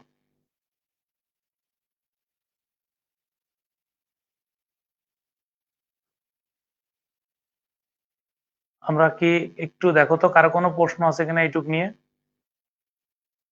একটু সবাই রেসপন্স করো প্লিজ। মানে আমি বলতে চেয়েছি যে অ্যান্টিবায়োটিকের বাংলা হলো প্রতিষেধক। এটা হলো কি করে? জীবাণুকে ধ্বংস করার চেষ্টা করে। পরের মেসেজ হচ্ছে আবিষ্কারকের নাম হলো আলেকজান্ডার ফ্লেমিং। ঠিক আছে, এটা আবিষ্কার সাল হলো 28। অনেক বই দেওয়া আছে 29, কিন্তু হবে কিন্তু 28। হ্যাঁ। আর যে ছত্রাক থেকে আবিষ্কার করেছে পেনিসিলিয়াম নোটাটাম, আর অ্যান্টিবায়োটিকের নাম হচ্ছে পেনিসিলিন। বর্তমানে বাণিজ্যিক ভিত্তিতে করা হচ্ছে পেনিসিলিয়াম ক্রাইসোজিনাম। বিষয়টা ক্লিয়ার কিনা আমাকে একটু বলো। ক্লিয়ার হলে লিখে দাও যে স্যার ক্লিয়ার।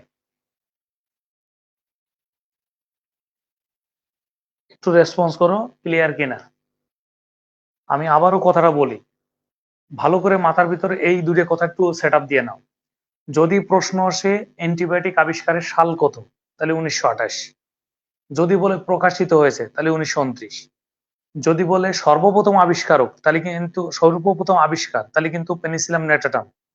আর যদি বলে বর্তমানে বা বাণিজ্যিক ভিত্তিতে, তাহলে কিন্তু ক্রাইসোজিনাম।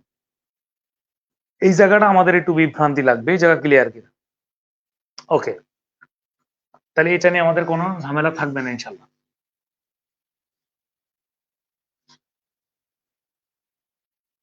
আর বাকিটা আমরা পারবো। ইমিউনিটি অনাক্রম্যতা জাস্ট লিখে রাখলে হয়। ইমিউনিটি হচ্ছে তোমার, এটা হলো রোগ প্রতিরোধ ক্ষমতা।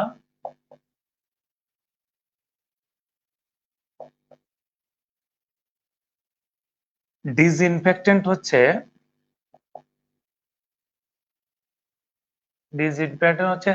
জড় বস্তুর জীবাণু ধ্বংস করে।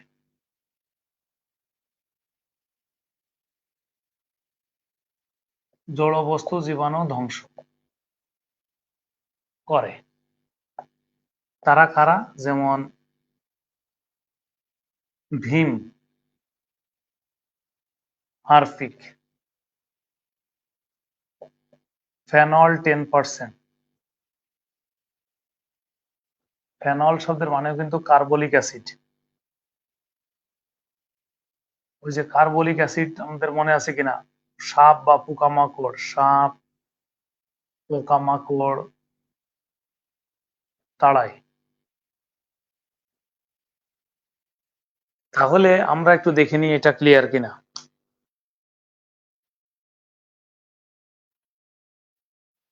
তাহলে জড় বস্তুর জীবাণু ধ্বংস করে, সেটা হচ্ছে ভীম, হারপিক, ফেনল 10%। ফেনল মানে কার্বলিক অ্যাসিড, যেটা সাপ পোকামাকড় ইত্যাদি তাড়ায়। ক্লিয়ার?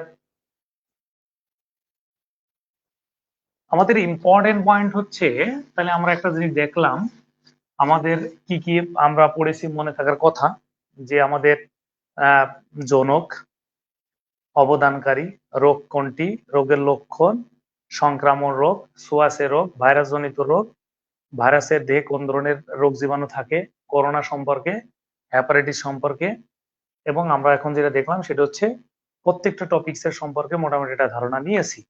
এখন আমরা যেটা দেখবো সেটা হচ্ছে যে ভ্যাকসিনেশন, একটা শব্দ আছে, একটু দেখো সিলেবাসে, যে ভ্যাকসিনেশন অ্যান্ড ইমিউনাইজেশন, এমন দুটো শব্দ আছে, একটু খেয়াল করো। ভ্যাকসিনেশন মানে হলো টিকা গ্রহণ প্রক্রিয়া,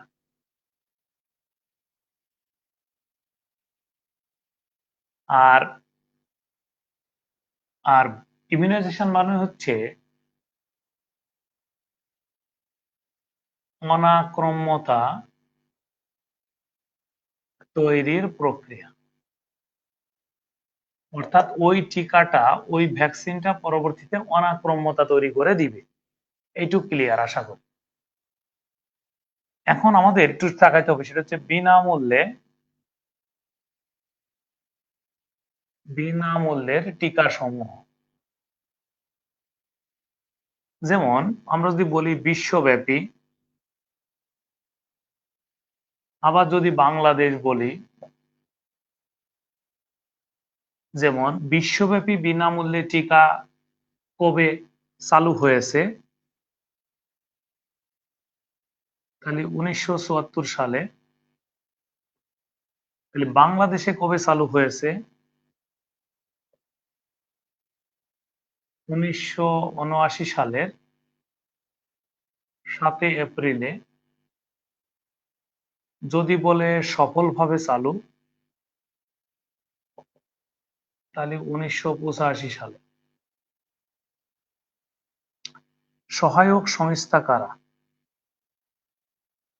মানে এটা কারা দিবে সহায়ক সংস্থা? WHO, ইউনিসেফ,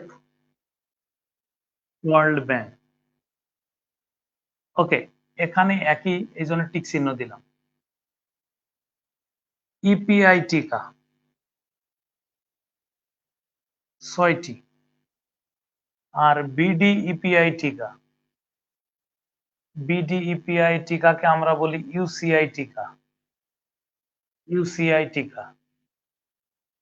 বাংলাদেশের ক্ষেত্রে এটা হলো 10টি।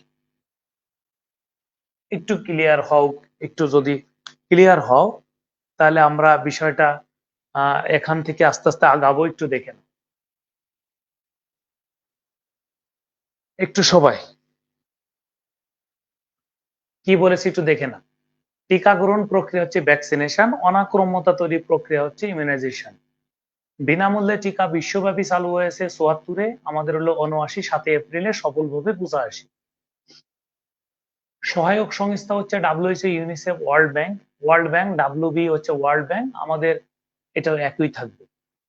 আরেকটা একটা বিষয় হচ্ছে ইপিআই টিকা হচ্ছে 6টি, আর বিডিপিআই টিকা বা ইউসিআই টিকা হচ্ছে 10টি। ক্লিয়ার? রেসপন্স করো, ক্লিয়ার কিনা?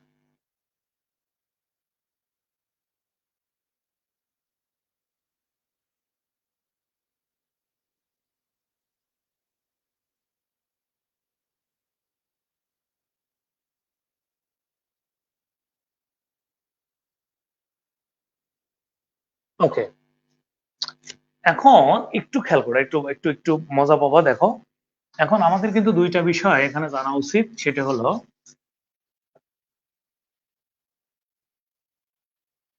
একটু খেয়াল করবা, সেটা হলো তোমার ইপিআই মানে কি? ইপিআই মানে হলো এক্সপ্যান্ডেড প্রোগ্রাম অন ইমিউনাইজেশন।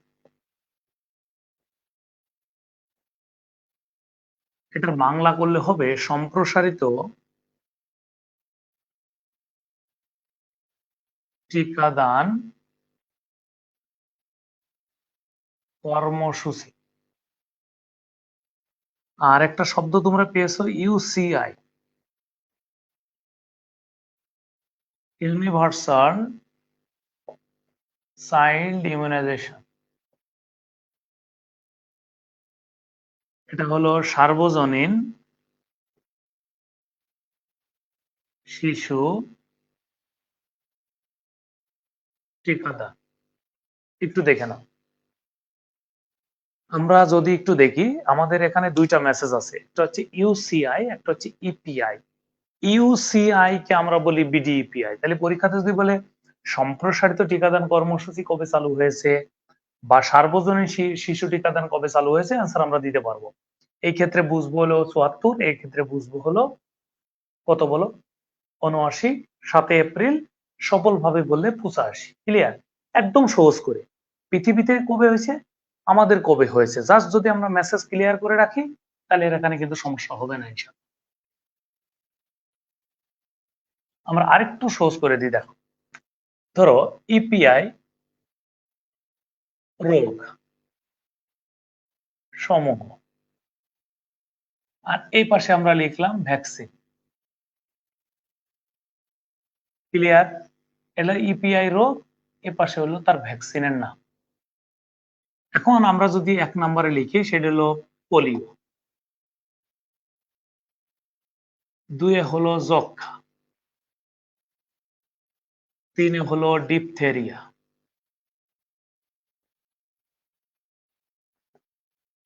৪ হলো পোলিও, যক্ষ্মা, ডিপথেরিয়া,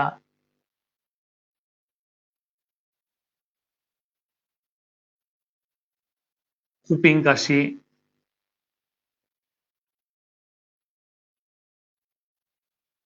ধনুষ্টঙ্কর,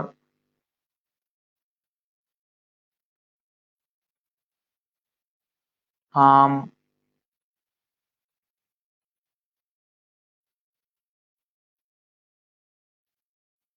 হ্যাপাটাইটিস বি,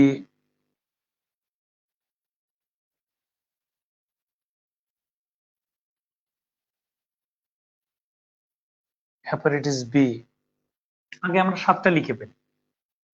পোলিও ও পিভি, যক্ষ্মা BCG, ডিপথেরিয়া DPT, এটাও DPT।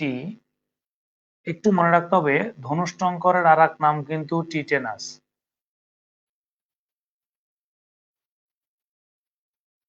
TT। হাম হলো MMR, হেপাটাইটিস বি হলো হেপ বি।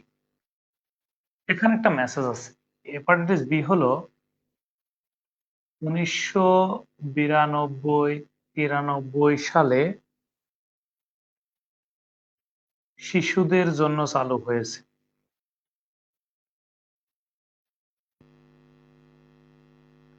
শুধু শিশুদের জন্য চালু হয়েছে, এটা পাশে লিখে রাখতে হবে।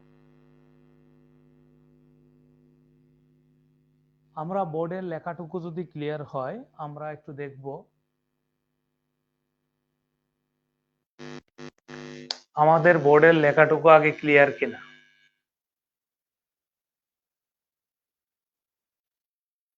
একটু দেখব, একটু রেসপন্স করা খুবই গুরুত্বপূর্ণ। এটা একদমই আমার সাথে থেকে মুখস্থ করে ফেলো। পরীক্ষাতে দুই ধরনের প্রশ্ন হতে পারে, নিচের কোনটি ইপিআই ভুক্ত রোগ বা নিচের কোনটি ইপিআই ভুক্ত রোগ নয়। তাহলে এর মধ্যে তিনটা দেবে, একটা দেবে না, এটা একটা বিষয়। সেকেন্ডলি হচ্ছে আমাদের একটা রোগের নাম দিয়ে বলবে তার ভ্যাকসিনের নাম খুঁজে বের করো, অথবা ভ্যাকসিনের নাম দিয়ে বলবে রোগের নাম খুঁজে বের করো। তাহলে আমরা বুদ্ধি করে শিখে ফেলি। দেখো এখানে একটা ফোঁটা দিতে পারো, এখানে একটা, এখানে একটা, এখানে, এখানে, এখানে। এইটুকু আমার কথা শোনো আগে, ক্লিয়ার? সবাই আমার সাথে একবার একটু বলো, বলো। ওপিভি পিতে পোলিও, যেটার উপর ফোঁটা দিছি ওইটাকে মার্ক করো। ওপিভি পিতে পোলিও, বিসিজি জিতে যক্ষা, ডিপিটি ডিতে ডিপথেরিয়া, ডিপথেরিয়া টিকা দিলে হুপিং কাশির হয়ে যায়।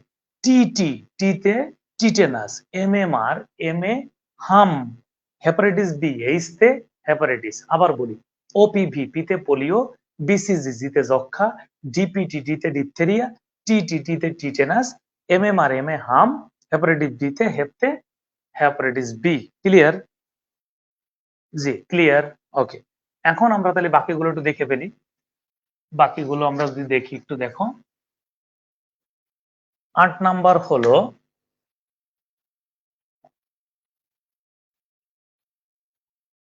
নিউমোকক্কাল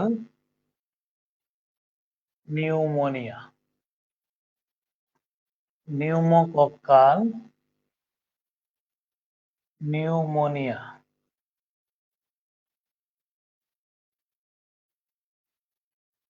নিউমোকক্কাল নিউমোনিয়া হলো পিসিভি। পিসিভি। 9 নাম্বার হলো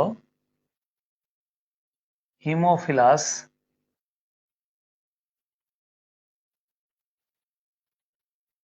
influenza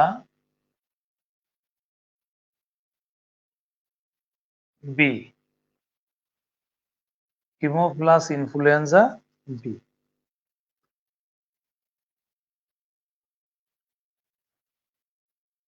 haemophilus influenzae B. 10 number হলো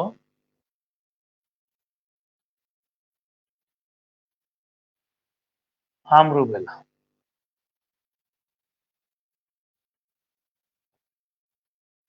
তাহলে এটা হলো HIV, হামরুবেলা হলো MR। একটু দেখে নাও। তাহলে আমরা যদি একটু খেয়াল করি, একটু রেসপন্স করো প্লিজ। শেষ মুহূর্তে খুবই গুরুত্বপূর্ণ দুটো টপিক পড়াবো এবং এটা শেষ করবো ইনশাল্লাহ। নিউমোকক্কাল নিউমোনিয়া, এটা আমরা পিতে মনে রাখবো। পিসিভি নিউমোকক্কাল, শীতের কক্কাল মনে রাখবো। আইতে ইনফ্লুয়েঞ্জা, MR হামরুবেলা। আমরা যদি আবার রিভিশন দিই, OPV, OPV oral polio vaccine, পিতে পোলিও, বিসিজি জিতে যক্ষা, ডিপিটি ডিতে ডিপথেরিয়া, টিটি টিতে টিটেনাস, এমএমআর এম এ হাম, এফবি এইচ তে হেপাটাইটিস, পিসিভি পিতে নিউমোনিয়া সিতে কক্কাস, মনে থাকবে নিউমোনিয়া কক্কাস, HIV আইতে ইনফ্লুয়েঞ্জা, MR হামরুবেলা। এখন এই 10টা আমরা মোটামুটি ক্লিয়ার কিনা আমাকে একটু বল, ডান কিনা, শেষ কিনা? একটু রেসপন্স করতে হবে যে স্যার আমাদের এটা শেষ, ভালো মতো শেষ। শেষ শেষ, রেসপন্স করো। এখন দেখো আমরা ঝামেলায় কোথায় পড়বো। এই 4টা প্রশ্নের উত্তর যদি দিতে পারো তাহলে বুঝবো যে তোমাদের পড়াশোনা হয়েছে। ধরো পরীক্ষাতে আসলো ইপিআই টিকা কতটি, প্রথম প্রশ্ন। 2 নম্বর আসলো শিশু ইপিআই টিকা কতটি। 3 নম্বরে দিল যে বিডিইপিআই কতটি। 4 নম্বরে দিল ইউসিআই টিকা কতটি। বলো কি দেখাবো? তোমাদের এটা সিম্পল টেস্ট, সিম্পল টেস্ট। যারা যারা আসো লাইনে অ্যান্সার দেওয়ার চেষ্টা করো প্লিজ।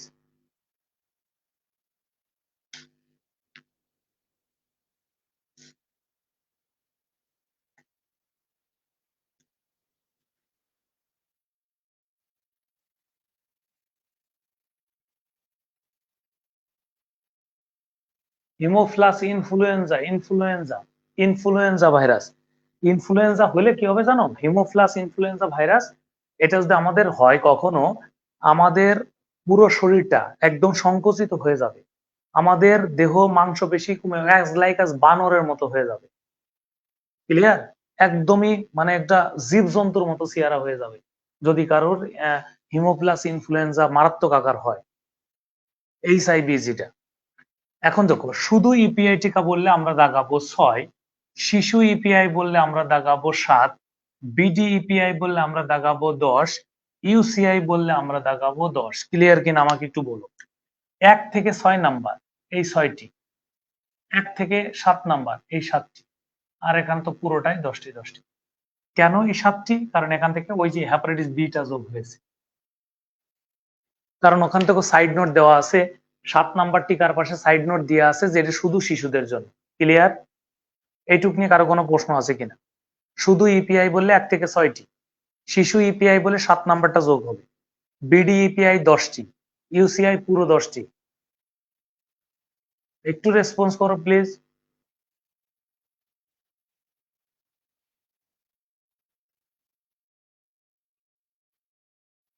ওকে,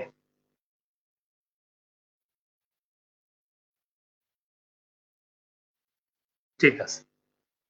এখন আমরা একটু দেখবো, সেটা হচ্ছে মস্তিষ্ক। এখান থেকে কিন্তু প্রশ্ন হতে পারে, আমি তোমাদেরকে এনশিওর করে রাখলাম। এখন আমরা দেখব মস্তিষ্ক ও মস্তিষ্ক রোগ। একটু লিখে নাও।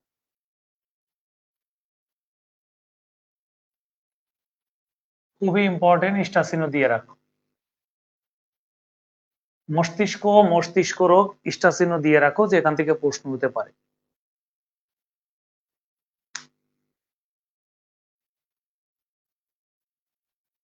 ওকে, তাহলে মস্তিষ্ক ও মস্তিষ্ক রোগ, আমি আবারও বলছি, জীবনের সর্বোচ্চ গুরুত্ব দিয়ে প্রশ্নটা পড়ো, প্রত্যেকের মাথার অ্যাক্টিভেশন বেড়ে যাবে।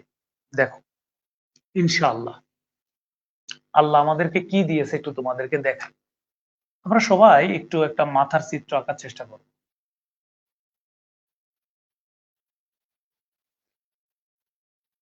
একটু দেখো, এইটুকু সবাই এইটুকু আঁকার একটু চেষ্টা করো।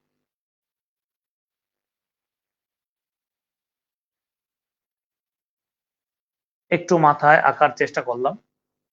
এখান থেকে একটু দেখে নাও,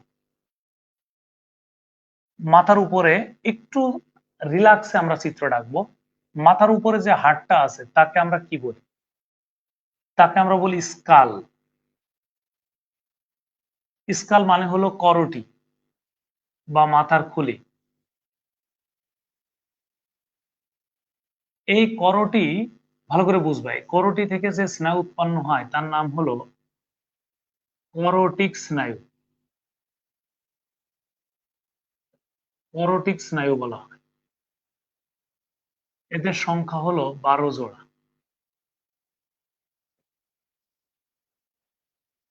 12 জোড়া।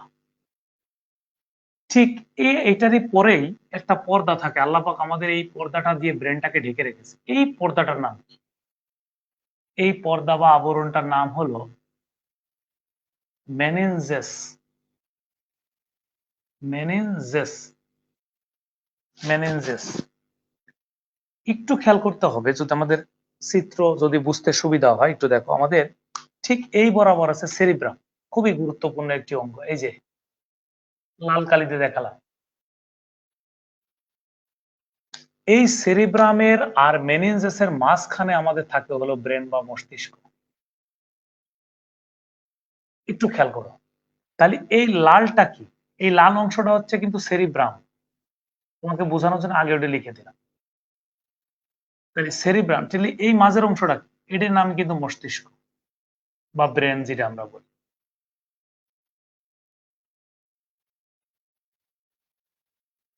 ব্রেন বা মস্তিষ্ক, এই ব্রেন বা মস্তিষ্ক হচ্ছে তোমার 1.36 কেজি। এটার একক কি? যদি পরীক্ষাতে বলে এটার একক বের করো, এটার একক হলো নিউরন। একক হলো নিউরন। এখন তোমার বলতে পারে যে আমাদের দেহের মধ্যে বা মাথার মধ্যে কতগুলো নিউরন আছে। আমাদের মাথার মধ্যে নিউরন আছে হলো 10 বিলিয়ন। 10 বিলিয়ন বলতে আমরা বুঝি হলো 1000 কোটি।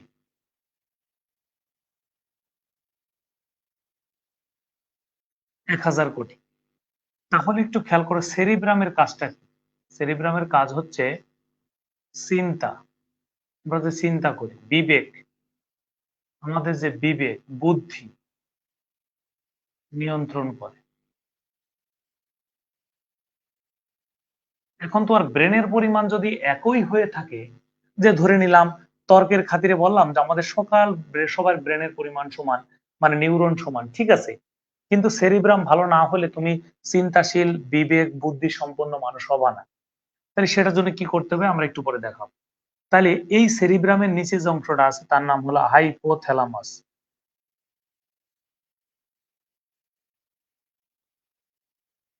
হাইপোথ্যালামাস। তাহলে হাইপোথ্যালামাস আমাদের কি করবে একটু দেখে নাও। আমাদের যে দেহের তাপমাত্রা, এই দেহের তাপমাত্রা নিয়ন্ত্রণ করে। দেহের তাপমাত্রা নিয়ন্ত্রণ, কারণ আমরা সবাই জানি যে আমাদের দেহের তাপমাত্রা হচ্ছে 98.60 ডিগ্রি ফারেনহাইট, 36.9 ডিগ্রি সেলসিয়াস, বা 309.9 কেলভিন। এটা আমাদের তাপমাত্রা। এটুকু ক্লিয়ার কিনা? কিন্তু ঠিক আমাদের এই জায়গা যে মেরুদণ্ড আছে, এই বরাবর আমাদের ঘাড়ের পাশ দিয়ে যে মেরুদণ্ড আছে, এখান থেকে সেরিব্রামটা নিচে নেমে এসে ঘাড়ের ভিতর দিয়ে এসে মেরুদণ্ডের ভিতর দিয়ে চলে যায়, আর আমাদের মেরুদণ্ড এটাকে ঢেকে রাখে। আমরা সবাই জানি এটার নাম হলো মেরুদণ্ড। রাইট? মেরুদণ্ডের একক হলো কশেরুকা। অর্থাৎ আমরা যদি পিঠে হাত দিই, আমাদের প্রত্যেকই মেরুদণ্ডের যে ছোট ছোট হাড় আছে, এরকম 33টি কশেরুকা নিয়ে আমাদের এই মেরুদণ্ড গঠিত। কিন্তু পূর্ণাঙ্গ অবস্থায় এটা 26 থাকে। তাহলে পূর্ণাঙ্গ কশেরুকা থাকে 26টি। পূর্ণাঙ্গ থাকে কয়টি? তাহলে পূর্ণাঙ্গ বললে কিন্তু আমাদের উত্তরটা হবে 26টি। 26টি। এখন এই যে যে আমাদের মাঝখানে যেটা আঁকলাম, এই যে মাঝখানে যে আমাদের মেরুদণ্ডের ভিতরে যেটা থাকে, সেইটার নাম কিন্তু স্পাইনাল কর্ড। এই স্পাইনাল কর্ডের বাংলা কিন্তু সুষুম্না কাণ্ড। সুষুম্না কাণ্ড। এই স্পাইনাল কর্ড বা সুষুম্না কাণ্ড, এখান থেকে বের হয় সুষুম্না স্নায়ু।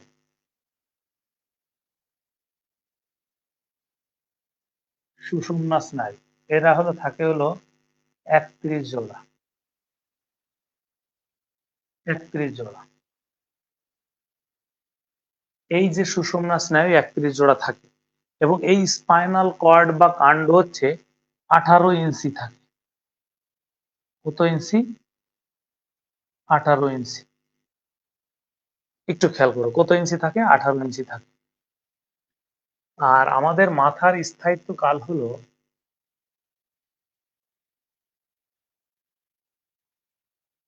আমাদের মাথার স্থায়িত্ব কাল হলো 0.1 সেকেন্ড।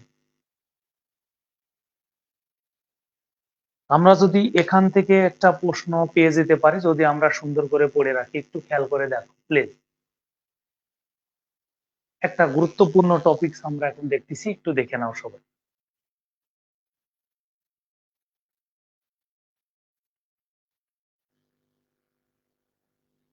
আমরা যেটা বোর্ডে লিখেছি এটা কি আমরা ক্লিয়ার কিনা একটু বলো।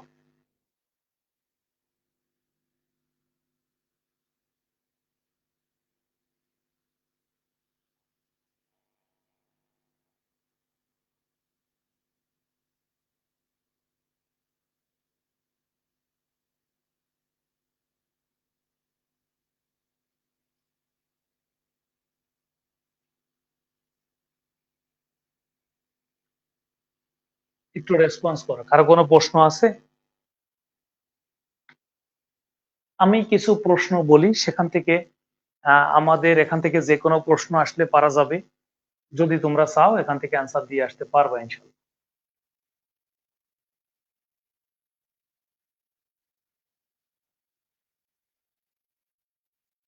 এখন আমাদের প্রথম প্রশ্ন হতে পারে, মাথার একটু খেয়াল করে দেখো, আমাদের এই যে এখানে যে স্কালটা আঁকলাম বা করটি আঁকলাম, এটা সাধারণত 29টি হাড় নিয়ে গঠিত। তাহলে একটু তাকাও, এই যে আমরা মাথার মধ্যে একটু হাত দিলে যে আমাদের চকচক করে আওয়াজ হচ্ছে, এই হাড়টার নাম হচ্ছে মাথার খুলি বা স্কাল বা করটি, যেটা 29টা হাড় নিয়ে আল্লাহ গঠন করে দিয়েছে। এখান থেকে স্নায়ু বের হয়েছে 12 জোড়া। এই 12 জোড়া স্নায়ু আমাদের বিভিন্ন শরীরের সব জায়গা চলে গিয়েছে। যেমন চোখে এসেছে অপটিক স্নায়ু, তারপরে আমাদের অলফেক্টরি স্নায়ু, হ্যাঁ, এই যে স্নায়ু, অডিটরি স্নায়ু, এই স্নায়ুগুলো যে আমাদেরকে সব জায়গা কানেক্টিভিটি করেছে। এই ব্রেনটাকে ঢেকে রেখেছে মেনেঞ্জাস পর্দা। আর মস্তিষ্ক হচ্ছে 1.36 কেজি, তার একক হলো নিউরন, 10 বিলিয়ন বা 1000 কোটি। আমাদের চিন্তা বিবেক বুদ্ধি নিয়ন্ত্রণ করে সেরিব্রাম, তাপমাত্রা নিয়ন্ত্রণ করে হাইপোথ্যালামাস। তাপমাত্রা লিখে দিয়েছি, মেরুদণ্ডের একক হলো কশেরুকা, 33টা, পূর্ণাঙ্গ বলে 26টা। স্পাইনাল কর্ড হচ্ছে 18 ইঞ্চি। এইচ স্নায়ু হচ্ছে 31 জোড়া, যারা দেহের অন্যান্য অংশে আমাদের কানেক্টিভিটি রক্ষা করেছে। স্থায়িত্ব কাল হচ্ছে 0.1 সেকেন্ড। কোনো কিছু দেখলে বা শুনলে আমাদেরকে ন্যূনতম 1 সেকেন্ড সময় দিতে হবে এই ব্রেনটাকে ওটাকে বুঝার জন্য। মনে করে মনে রাখার জন্য না, এটা বুঝার জন্য।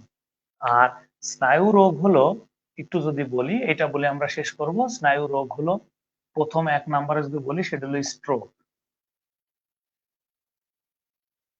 স্ট্রোক স্ট্রোক হচ্ছে দুই ধরনের, একটা হচ্ছে হ্যামোরেজিক ইসকেমিক, একটা হলো ইসকেমিক, আর একটা হলো হ্যামোরেজিক। এটা হচ্ছে রক্ত চলাচলে বাধা পেলে হবে, রক্ত চলাচলে বাধা। যদি কোনো কারণে আমাদের মাথার মধ্যে রক্ত চলাচল বাধা পায়, তাহলে ইসকেমিক হ্যামোরেজিক স্ট্রোক হয়ে যাবে। আর যদি রক্তক্ষরণ ঘটে রক্তক্ষরণ ঘটে তাহলে আমাদের হয়ে যাবে হচ্ছে হ্যামোরেজিক স্ট্রোক। এবং এটা যদি তোমার এই স্ট্রোকটা হয়, তাহলে তোমার 2 থেকে 5% মস্তিষ্ক অকার্যকর হবে, অকার্যকর। ক্লিয়ার? আর যদি তোমার হ্যামোরেজিক হয়, তাহলে 40% বা বেশি অকার্যকর হয়ে যাবে। আর এটা হলে তোমার অনেক সময় মৃত্যু হয়ে যেতে পারে, অথবা মৃত্যু না হলে বেঁচে থাকলে প্যারালাইসিস হয়ে যেতে পারে। প্যারালাইসিস মানে হলো পক্ষাঘাত, যেটা আমরা বলি। অনেক সময় একটা প্রশ্ন আসে 2 নম্বর, যে পার্কিনসন, পার্কিনসন রোগ। পার্কিনসন কি? তোমার যে ডোপামিন কোষ নষ্ট হলে, ডোপামিন কোষ নষ্ট হলে, আমাদের মস্তিষ্কে যখন ডোপামিন কোষগুলো নষ্ট হয়, তখন আমাদের এই পার্কিনসন রোগটা হয়ে যাবে। অনেক সময় পার্কিনসন বানানটা এরকম র দিয়েও লেখে, পার্কিনসন লেখে, এরকম পার্কিনসন। একটু ক্লিয়ার কিনা আমাকে একটু মেসেজ দাও যে স্যার এটা আমরা ক্লিয়ার হতে পেরেছি। কোনটা আরেকবার বলো, কোনটা কোনটা এগেইন বলবো, বলো একটু স্পেসিফিক করো, কোনটা? স্ট্রোক নিয়ে বলবো? মানে আমার মাথার মধ্যে রক্ত চলাচল করতে যদি বাধা পেয়ে যায় কোনো কারণে, তাহলে হবে হলো ইসকেমিক স্ট্রোক। আর যদি আমাদের কোনো জায়গার ধমনী ছিঁড়ে রক্তক্ষরণ হয়, তাহলে হবে হ্যামোরেজিক স্ট্রোক। আর ইসকেমিক স্ট্রোক হলে 2 থেকে 5% মস্তিষ্ক অকার্যকর হয়ে যাবে, মৃত্যুর ঝুঁকি কম। হ্যামোরেজিক স্ট্রোক হলে 40% বা বেশি অকার্যকর হবে, মৃত্যুর ঝুঁকি বেশি, বা প্যারালাইসিস হলেও বেঁচে থাকলে পক্ষাঘাত হয়ে থাকবে। আর বলেছি যে পার্কিনসন হচ্ছে আমাদের যে ডোপামিন কোষ আছে, ডোপামিন কোষগুলো নষ্ট হলে তাকে পার্কিনসন রোগ বলা হয়। ক্লিয়ার কিনা? রেসপন্স করো, সবাই রেসপন্স করো প্লিজ। তোমরা রেসপন্স করো না, আর যখন মুছে দিই তখন আবার বলো যে স্যার এটা এটা হলো না। ক্লিয়ার? কারো কোনো প্রশ্ন আছে কিনা? শেষ সময়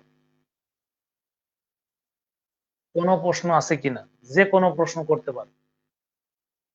আমাদের মস্তিষ্কে একদম মাথার উপরের দিকে যে কোষগুলো থাকে সেটাকে ডোপামিন কোষ বলা হয়। সারাক্ষণ মনে হয় যে মাথার ভিতর ব্যথা ব্যথা করছে, মাথা ঘুরাচ্ছে, মাথার ভিতরে হালকা খিঁচুনি হচ্ছে, সেটাকে আমরা বলি হলো পার্কিনসন রোগ। ক্লিয়ার?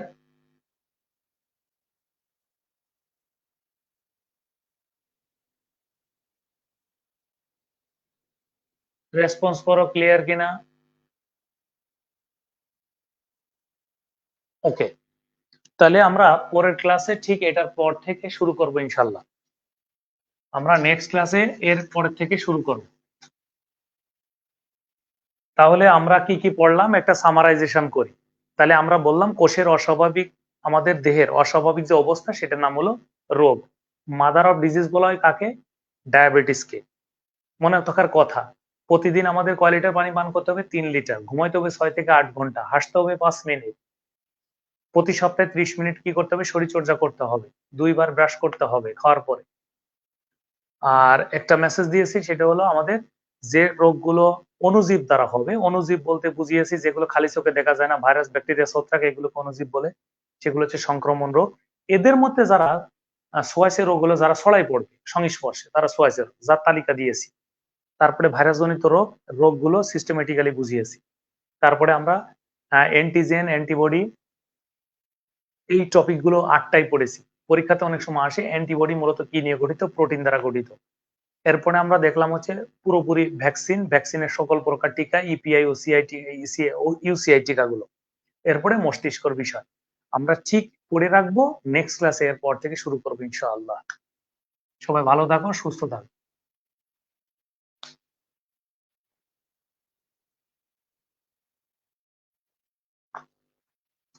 এই সূত্রটা মনে রাখো, তাহলে বুঝবা। C/5 F-32/9 K-273/5। এই সূত্রটা মনে রাখো, তাহলে বুঝবা। যদি তুমি ফারেনহাইট জানো, F = 98.4, এটা যদি জানো, এইটা বসাই দিলে বাকিটা বের করতে পারবে। সূত্রটা লিখে নাও। এই সূত্রটা লিখে নিলে বাকিটা আপনি বুঝবে। আমরা একটা তো মুখস্থ থাকতেই হবে। ফারেনহাইটটা ধরো মুখস্থ আছে যে 98.4, তাহলে 98.4 বসায়ে তুমি সির মান বের করলে সেলসিয়াসে বেড়ে যাবে। ক্লিয়ার? ধরো এখানে তুমি 98.4 দিলে, তাহলে 98.4 দিলে কি হবে? তাহলে এখানে সি দিলে, তাহলে এখানে 5 চলে গেল, এটা করলে 36.9 হবে।